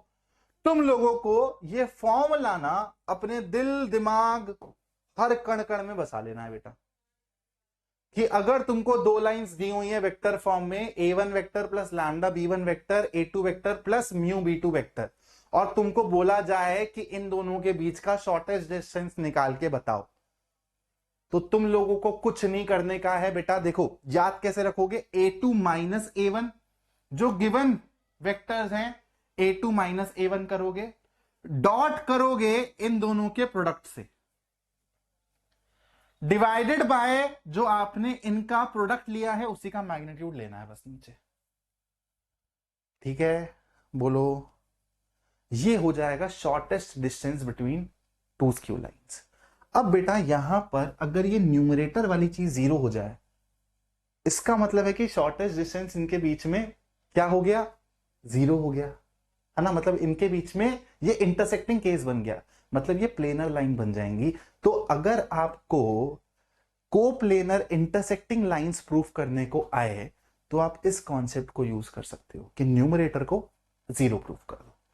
Condition for two given lines to be intersecting, तो ये दोनों लाइंस इंटरसेक्ट करेंगी, अगर इन दोनों के बीच का डिस्टेंस 0 हो जाएगा, दैट मींस न्यूमरेटर को आप 0 प्रूफ कर दोगे। तो आप बोल सकते हो कि ये जो दो लाइंस है ये इंटरसेक्टिंग लाइन हो जाएंगी। तो अगर ऐसा सवाल आता है तो आपको ये वाला फॉर्मूला यूज करने का, न्यूमरेटर आप इसमें 0 कर दीजिए। इसी चीज को बेटा प्रूफ करने का एक दूसरा भी तरीका होता है, वो ज्यादा आसान है, ये थोड़ा सा ज्यादा कॉम्प्लिकेटेड है। जैसे अगर मैं आप लोगों को बोलूं कि दो लाइंस मेरे को गिवन है, ठीक है, मान लो एक L1 और एक L2 गिवन है, और मेरे को बोला जाए कि भाई ये दोनों की दोनों लाइंस इंटरसेक्टिंग है, ये प्रूफ करो। तो एक बात बताओ, मेरे को इस लाइन पे कोई सा भी एक स्पेसिफिक पॉइंट लेना आता है, यहां पर भी मेरे को एक स्पेसिफिक पॉइंट लेना आता है। देखो यार सारी चीजें ना अल्टीमेटली एप्टीट्यूड पर आके बस जाती हैं कि तुमने कॉन्सेप्ट्स को ना कितना बढ़िया निचोड़ा है। तो तुमको फॉर्मूलाज पे ना डिपेंडेंसी बनाने की जरूरत नहीं पड़ती है, खुद देखना तुमको समझ आएगा। एक बात बताओ, अगर ये इंटरसेक्टिंग केस होगा, ये दोनों लाइंस इंटरसेक्ट कर रहे होंगे, तो एक कॉमन पॉइंट होगा। ये भी एक ऐसा पॉइंट है जो कि इस लाइन पे लाई करता है, ये एक ऐसा पॉइंट है जो इस लाइन पे लाई करता है। अगर आप इन दोनों को इक्वल रख दो तो क्या आपको वो पॉइंट मिलेगा कि जो इन दोनों के कॉमन हो जाए। मतलब अगर ये वाली कंडीशन आप लोगों को वहां पे वैलिड दिखती है तो आप बोलोगे कि ये दोनों की दोनों लाइंस इंटरसेक्टिंग केस बना रही है, मतलब दीज आर इंटरसेक्टिंग लाइंस। तो आप इस कॉन्सेप्ट का भी यूज कर सकते हो। Find the shortest distance between the lines this and this. तो देखो, सबसे पहले जब भी आपको बेटा ऐसा सवाल आए ना, तो आपको आपकी लाइंस को ना स्टैंडर्ड फॉर्म में कन्वर्ट करना पड़ेगा। यहां पे बताओ मेरे को, जो ये लाइंस हैं क्या वो स्टैंडर्ड फॉर्म में हैं? बताओ। सबसे पहले तो बेटा यही देख के बताओ कि कहीं ये पैरेलल लाइंस तो नहीं है, है ना? जैसे सवाल आया है तो कैसे पता लगाओगे कि सर स्क्यू लाइंस हैं, इंटरसेक्टिंग लाइंस हैं, पैरेलल लाइंस हैं, कैसे पता लगाओगे? पैरेलल लाइंस का पता लगा सकते हो ना कैसे? सबसे पहले ऊपर जो दिया हुआ है लाइन 1 जो है उसको लिखो स्टैंडर्ड फॉर्म में। स्टैंडर्ड फॉर्म मतलब फिक्स जो आपका पॉइंट है प्लस लैम्डा बी वेक्टर। तो यहां पे देखो टी प्लस 1 आई कैप हो गया, तो कांस्टेंट जो है यहां ले आओ, i cap plus 2 j cap plus 3 k cap. ये हो गया आपका a vector plus lambda times, lambda नहीं, यहां पे क्या है बेटा, टी है ना, और टी के अंदर क्या आ जाएगा बेटा, यहां पर आ जाएगा आई कैप, यहां पर क्या आएगा माइनस जे कैप, और यहां पर क्या आएगा प्लस 3 के कैप। ठीक है, बोलो हाँ है ना? डन है। अब ये स्टैंडर्ड फॉर्म में लिख दी गई है, a vector plus lambda B vector वाली स्टैंडर्ड फॉर्म में आ गई है। सिमिलरली L2 लाइन 2 को भी लिखो, तो ये हो जाएगा R vector is equal to, यहां पर बेटा फिक्स पॉइंट क्या हो जाएगा तुम्हारा 2i जे 2i कैप, और फिर यहां पर हो जाएगा -1, तो ये हो जाएगा बेटा माइनस जे कैप, और यहां पर क्या हो जाएगा 2s माइनस, तो ये हो जाएगा बेटा -3 के कैप, प्लस s है, यहां पर s को बाहर लो और अंदर बताओ क्या मिलेगा तुमको। तो ये 2s आई कैप है, यानी कि 2 आई कैप, और फिर ये क्या है प्लस एस जे कैप, तो यहां पर हो जाएगा प्लस जे कैप, और यहां पर हो जाएगा बेटा क्या प्लस 6 के कैप, है ना? तो यहां पर हो जाएगा प्लस 6 के कैप। अब तुम लोग इन दोनों को देख के ये तो बता सकते हो ना कि ये पैरेलल नहीं है, बोलो हाँ है ना? क्योंकि फिर तुमको यहां पर a1/a2 b1/b2 c1/c2 वाला फंडा दिख जाता ना, वो नहीं दिख रहा, मतलब ये पैरेलल नहीं है। तो अब या तो ये स्क्यू लाइंस होंगी या तो ये इंटरसेक्टिंग लाइंस होंगी, और दोनों के लिए ही तुम ये वाले फॉर्मूला को यूज कर सकते हो, सर ने बताया है। तो अब तुम लोगों को क्या करना है बेटा, ये हो गया तुम्हारा a1 वेक्टर, ये हो गया तुम्हारा a2 वेक्टर। तो सबसे पहले तुम लोग क्या करोगे, a2 माइनस a1 वेक्टर कर लिया। फिर ये तुम्हारा बेटा क्या है b1 वेक्टर, और ये है तुम्हारा b2 वेक्टर। तो अब तुम लोग क्या करोगे, b1 क्रॉस b2 निकालोगे, और फिर इनका क्या कर दोगे बेटा, डॉट कर दोगे और मैग्नीट्यूड ले लेना। और नीचे क्या आएगा, तो इसलिए फॉर्मूला रटना नहीं पड़ेगा, मैं इस तरीके से सिखा रहा हूं तुमको। और नीचे क्या आएगा बेटा, यहां पर जो तुमने क्रॉस निकाला था इसी का मैग्नीट्यूड निकाल देना वेक्टर का, बस सवाल खत्म। तुम लोगों को लग रहा है कि ये सवाल बहुत लंबा जाएगा, लेकिन एक बारी, दो बारी, तीन बारी, चार बारी, पांच बारी, 6 बारी प्रैक्टिस कर लोगे ना, तो तुमको अपने आप ये फॉर्मूला रटने की भी जरूरत नहीं पड़ेगी, सबकॉन्शियस माइंड में बैठ जाएगा। बात समझ आई? अब कैलकुलेशन बेटा तुम लोग कर लोगे, लेकिन ध्यान रखना कि स्टैंडर्ड फॉर्म में पहले कन्वर्ट करोगे, फिर कंपेयर करोगे, और फिर वहां से वैल्यूज पुट करोगे। ठीक है, चलो। कार्टेशियन फॉर्म में भाई कैसे करते हैं? तो कार्टेशियन फॉर्म में अगर आपको शॉर्टेस्ट डिस्टेंस निकालना हो बिटवीन टू स्क्यू लाइंस, तो आपका फॉर्मूला हो जाएगा ये। ठीक है, इस फॉर्मूला को देखो, ऑब्जर्व कर लो, ऊपर डिटर्मिनेंट है आपका, जहां पर कुछ नहीं है, ये फिक्स्ड पॉइंट्स का ही डिफरेंस है, और बाकी दो रोज में क्या है, ऐसे आप लोग याद कर सकते हो, डिवाइडेड बाय नीचे क्या है बेटा, b1c2 माइनस b2c1 का square plus c1a2 minus c2a1 का square plus a1b2 minus a2b1 का square over root, nothing else. बोलो, कहानी क्लियर हो गई? डन छे? अब बेटा सिमिलरली यहां पर अगर ये इंटरसेक्टिंग लाइंस होती हैं तो यहां पे जो न्यूमरेटर हो जाएगा वो जीरो हो जाएगा, because shortest distance will be zero.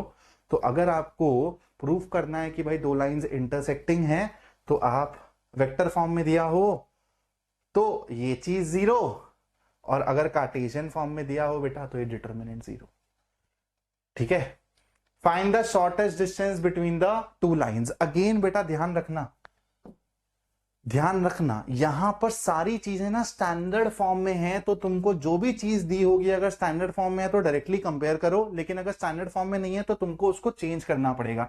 जैसे देखो यहां पर तुमको कार्टेशियन फॉर्म दिया हुआ है 1 माइनस एक्स है, तो सबसे पहले तो सर ने तुमको यही बोला था ना कि जो एक्स वाई जेड है उसका कोफिशिएंट होना चाहिए 1। तो सबसे पहले तो बताओ यहां पर अगर x माइनस 1 करोगे, माइनस से मल्टीप्लाई करा तो नीचे 2 हो जाएगा। ठीक है, दिस इज इक्वल टू, यहां पर भी बेटा y माइनस 2 करोगे तो नीचे 3 हो जाएगा। ये चीज सही है, इसको कुछ नहीं करना, z माइनस 3/4 डन।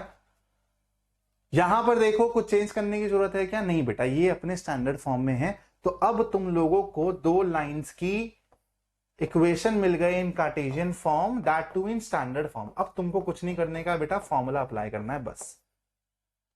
x1 ये रहा, x2 ये रहा, x3 ये रहा, ओ सॉरी y1 ये रहा, y1 ये रहा। बेटा रुक जाओ, सर ने यहां पे जल्दबाजी में एक छोटी सी गलती कर दी है, उसको सुधार लेते हैं। x1 ये रहा बेटा, है ना, y1 ये रहा, x2 ये रहा, सॉरी z1 ये रहा, x2 ये रहा, y2 ये रहा, z2 ये रहा। फॉर्मूला में पुट कर दोगे, a1 तुम्हारा ये रहा, b1 तुम्हारा ये रहा, c1 तुम्हारा ये रहा, a2 तुम्हारा ये रहा, b2 तुम्हारा ये रहा, c2 तुम्हारा ये रहा।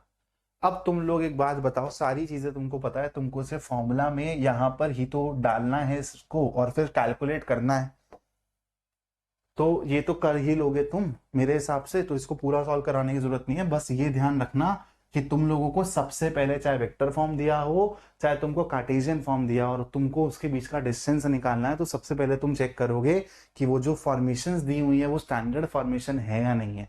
नहीं है तो बेटा तुमको चेंज करना पड़ेगा। ठीक है, अब बेटा पैरेलल लाइंस के बीच का डिस्टेंस कैसे निकालते हैं?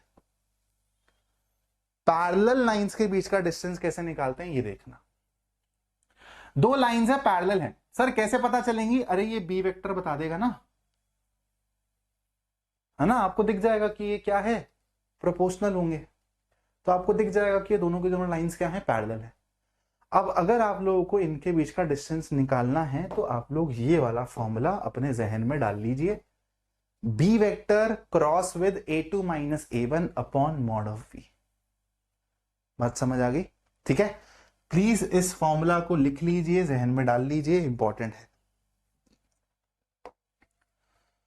चलो भाई, आप लोगों के सामने एक सवाल है, आर वेक्टर ये रहा, सॉरी एक लाइन ये रही आपकी, दूसरी लाइन की इक्वेशन ये रही, दोनों की दोनों वेक्टर फॉर्म में दी हुई हैं। सबसे पहले चेक करो कि ये दोनों लाइंस पैरेलल है या नहीं है। तो 2 3 6 4 6 12 प्रोपोर्शनल है, यानी कि पैरेलल लाइंस वाला केस है, इनके बीच का डिस्टेंस निकालना है। तो फॉर्मूला लगेगा बेटा ये b cross a2 minus a1 upon mod of b। लेकिन देखो मैं ना बिना फॉर्मूला के ना एप्टीट्यूड से सवाल को सॉल्व करने की कोशिश करता हूं। आपके सर एक विद्यार्थी हैं जो एक नई चीज ट्राई कर रहे हैं इस वक्त, तो बिल्कुल आप लोगों को समझना है कि आप लोग मेरी पोजीशन पे हो और आप लोग कुछ ना नया सोचने की कोशिश कर रहे हो कि सर मेरा ना फॉर्मूला लगाने का ना मन नहीं कर रहा। तो सिंपली बताओ, दो पैरेलल लाइंस ऐसे दिखेंगी, ठीक है, इसको बोल देता हूं मैं L1, इसको बोल देता हूं मैं L2। अगर मैं बोलूं कि यार इस लाइन पे क्या तुझे कोई भी पॉइंट पता है? आप लोग बोलोगे हाँ सर वेरिएबल पॉइंट भी पता है और एक फिक्स पॉइंट भी पता है। तो मैं बोलूंगा चले एक काम करते हैं, फिक्स पॉइंट को उठाते हैं। फिक्स पॉइंट कहां से उठाएंगे? यहां से 1, 2, -4। मैं बोलूंगा यार L2 पे भी ऐसा कोई फिक्स पॉइंट है क्या? आप लोग बोलोगे बिल्कुल है। 3 3 -5।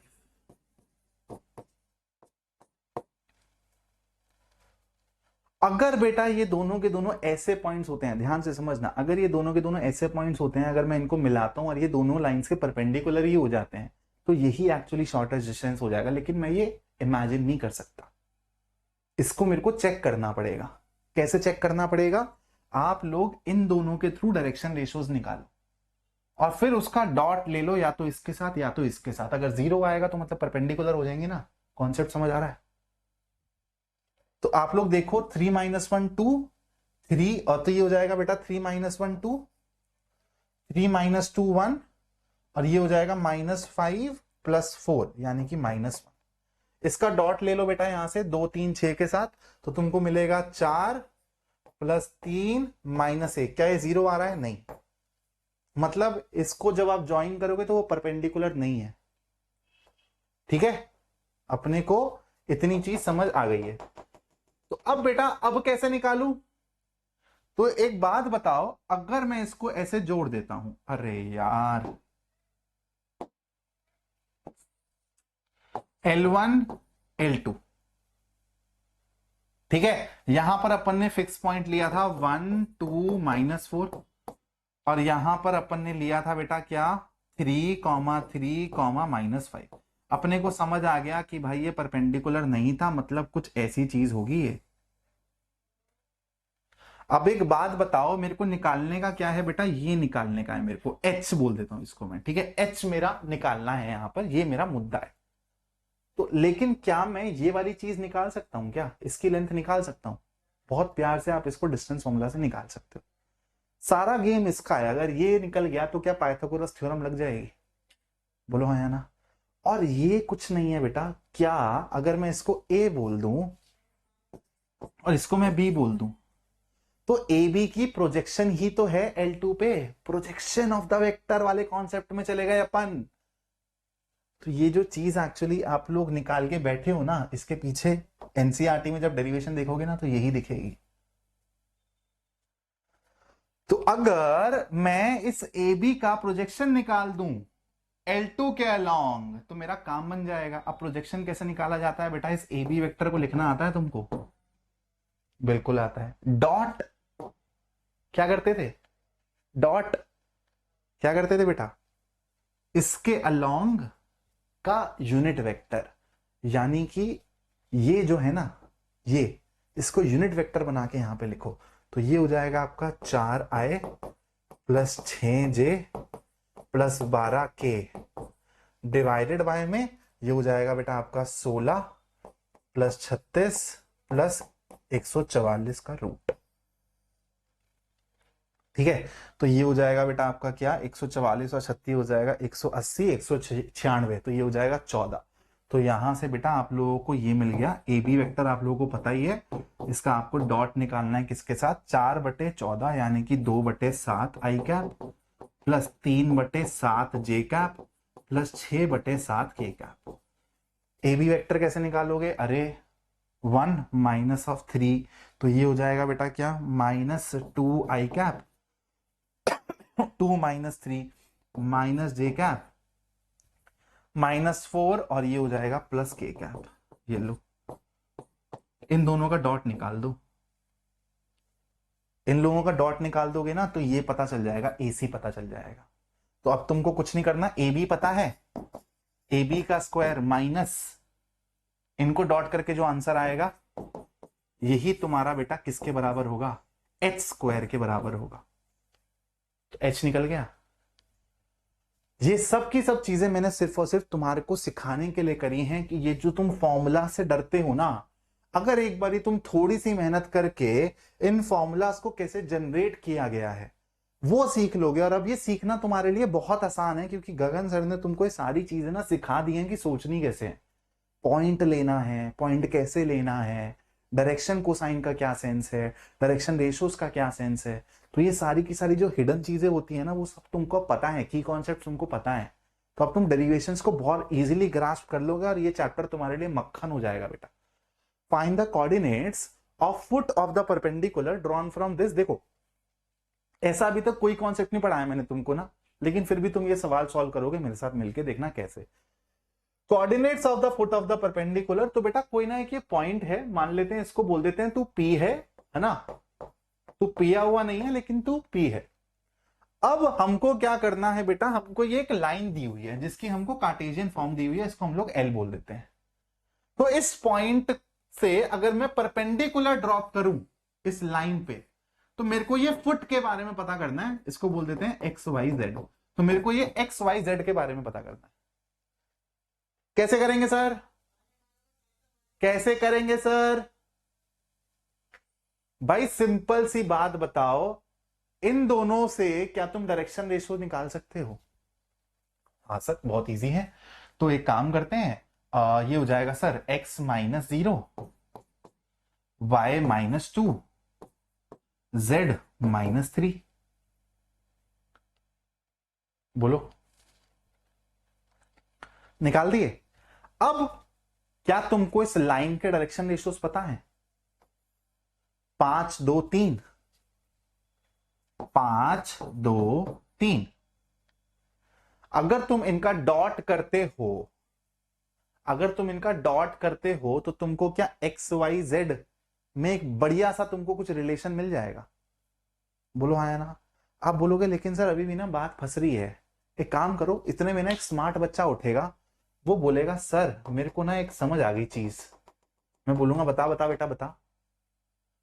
तो आपने जो यहाँ पे ये एक्स वाई जेड लिया है, आपको गगन सर ने एक तरीका बताया हुआ है कि लाइन पे आप कोई से भी पॉइंट को अज्यूम करो तो कैसे करो, ताकि एक ही वेरिएबल इन्वॉल्व। आप क्यों एक्स वाई जेड लिख रहे हो उसको? समझ रहे हो मेरी बात को? तो अगर आपको मैं बोलता हूं इस पॉइंट पे, इस लाइन पे मेरे को कोई सा भी पॉइंट इमेजिन करना है, तो आप कैसे लिखते थे? 5 लैम्डा माइनस 3।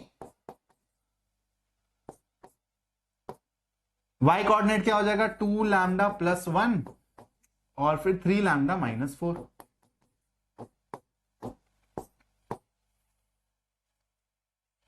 अब निकालो बेटा यहां से तुम लोग डायरेक्शन रेशियो। अब तुमको समझ आ जाएगा कि सर ने क्या गेम खेला है। तो 5 लैम्डा माइनस 3, ठीक है, और फिर हो जाएगा तुम्हारा 2 लैम्डा प्लस 1 माइनस 2, यानी कि 2 लैम्डा माइनस 1, और फिर यहां हो जाएगा 3 lambda minus 4 minus 3, that means 3 lambda minus 7। और इसके जो डायरेक्शन रेशियोज हैं 5 2 3। अब इनका तुम लोग क्या करो, डॉट करो। तो मतलब इसको ऐसे वर्टिकली मल्टीप्लाई कर दें, सेम ही तो मतलब है ना। तो ये हो जाएगा बेटा तुम्हारा 25 lambda minus 15 plus 4 lambda minus 2 plus 9 lambda minus 21। This should be equal to 0। तो यहां से लैम्डा की वैल्यू निकलेगी, वो पॉइंट निकल जाएगा। अब चाहे तुम परपेंडिकुलर निकलवा लो, लेंथ निकालो परपेंडिकुलर की, मेरे को कुछ फर्क नहीं पड़ता। 25 4 29, 29 और 9 38 लैम्डा हो गया ये। और कांस्टेंट कितना बन रहा है बेटा? -15 -2 -17 -17 और 21। बेटा 38 हो गया है। तो राइट हैंड साइड में जाके तो लैम्डा की वैल्यू 1 आ रही है। मतलब ये जो पॉइंट है उसको आप प्यार से क्या बोलोगे बेटा? तू, तेरा x कोऑर्डिनेट है 2, तेरा y कोऑर्डिनेट है 3 और तेरा z कोऑर्डिनेट है क्या? -1। समझ आया? सर ने जो पहले एक्स वाई जेड लिया था, काम उससे भी बन जाता। एक्स वाई जेड में आता, फिर एक्स वाई जेड आप यहां पे सेटिस्फाई करवा देते, काम उससे भी बन जाता। लेकिन बेटर ये है ना कि आप डायरेक्टली इस पॉइंट को अज्यूम कर लो। आपको इक्वेशन तो दी हुई है ना, आपको पता है ना कि कार्टेशियन फॉर्म अगर दी हो तो इस लाइन पे एक पॉइंट को अज्यूम कैसे करते हैं। हमने कर दिया लैम्डा की टर्म्स में। फिर हमको पता है कि अगर ये परपेंडिकुलर है तो इसका जो डायरेक्शन रेशियो होगा और इसका जो डायरेक्शन रेशियो होगा उसका डॉट 0 होगा। वहां से हमको लैम्डा की वैल्यू मिल गई, लैम्डा की वैल्यू हमने यहां रख दी तो हमको ये पॉइंट मिल गया। अब क्या ये मेरे को लेंथ भी पता कर सकता हूं मैं? डिस्टेंस फॉर्मूला लगा दो, खत्म। आगे बढ़ते हैं। ओहो हो भाई, लाजवाब सवाल है, लाजवाब सवाल है, तुम्हारी एग्जाम्पलर का सवाल है। अगर ये सवाल तुम्हारे बोर्ड एग्जाम में आ जाए ना, तो आधे बच्चे तो इस सवाल को समझ ही नहीं पाएंगे बेटा। Find the angle between the lines whose direction cosines are given by the equations this and this. देखो यहां पर आपको एल एम एन दिख रहा है, यहां पर आपको एल एम एन दिख रहा है, दो इक्वेशंस दिख रही हैं आपको एल एम और एन में। तो सबसे पहले तो इन दो इक्वेशंस को आपको सॉल्व करना है और एल एम एन के बारे में पता लगाना है, तभी तो आगे बढ़ पाओगे। तो देखो पहली इक्वेशन से अगर मैं m लिखना चाहूं तो वो किसके बराबर है, -3l -5n के बराबर है। अब अगर मैं इस यहां पे जो मैंने m की वैल्यू निकाली है वो मैं सब्स्टिट्यूट कर दूं तो देखो क्या चीज बनेगी, 6 times -3l -5n times n -2nl plus 5l times -3l -5n is equal to 0।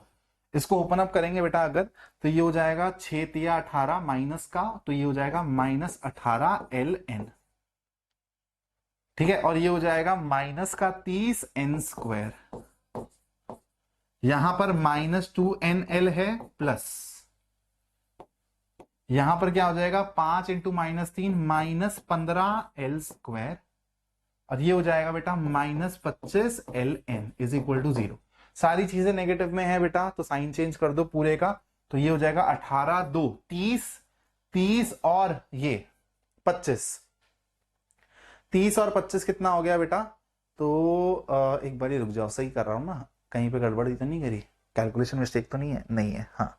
तो 18 2 20 और ये हो गया -45, है ना, 18 2 20, 20 और 25 45, तो 45 हो गया मेरा NL, और ये हो गया बेटा अपना n²,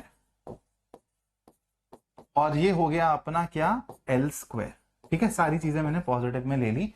तो अब यहां पर तुम इसको बेटा फटाफट से उड़ा दो 15 से, तो ये हो जाएगा 2n² plus 3nl plus l² is equal to 0। अब यहां पे बेटा मिडल स्प्लिट लगाओ, देखो कैसे लगेगी सर मिडल स्प्लिट, इसको 2nl और 1nl में तोड़ दो,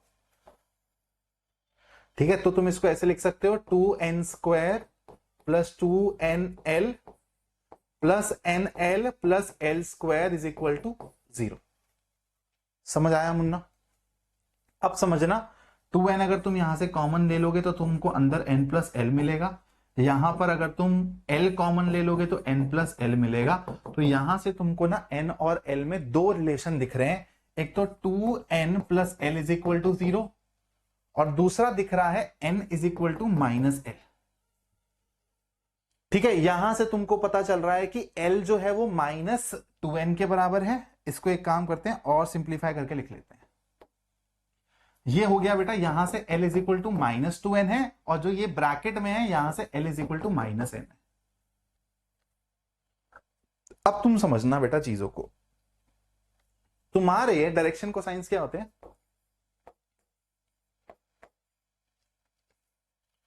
अगर तुम यहां पे l को -2n डालते हो, m किसके बराबर हो जाएगा यहां से बताना मेरे को, m will be equal to, l को अपन ने क्या डाला है -2n, -2n डालोगे तो ये हो जाएगा 6n -5n यानी कि n, तो यहां आएगा n, और n की जगह तो बेटा n ही लोगे, बोलो। अब यहां पर क्या मैं इसको ऐसे लिख सकता हूं -2 1 1, इसका nth मल्टीपल तो था ये, बोलो है ना।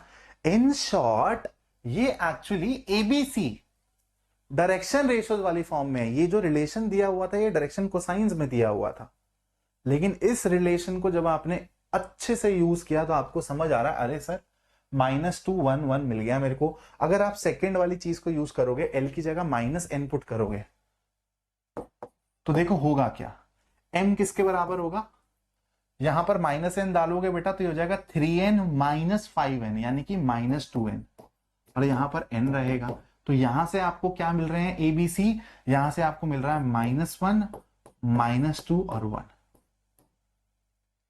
आपको अब पता है बेटा दोनों लाइंस के डायरेक्शन रेशो, तो क्या अब यहां पर आप इनके बीच का एंगल निकाल सकते हो, बोलो।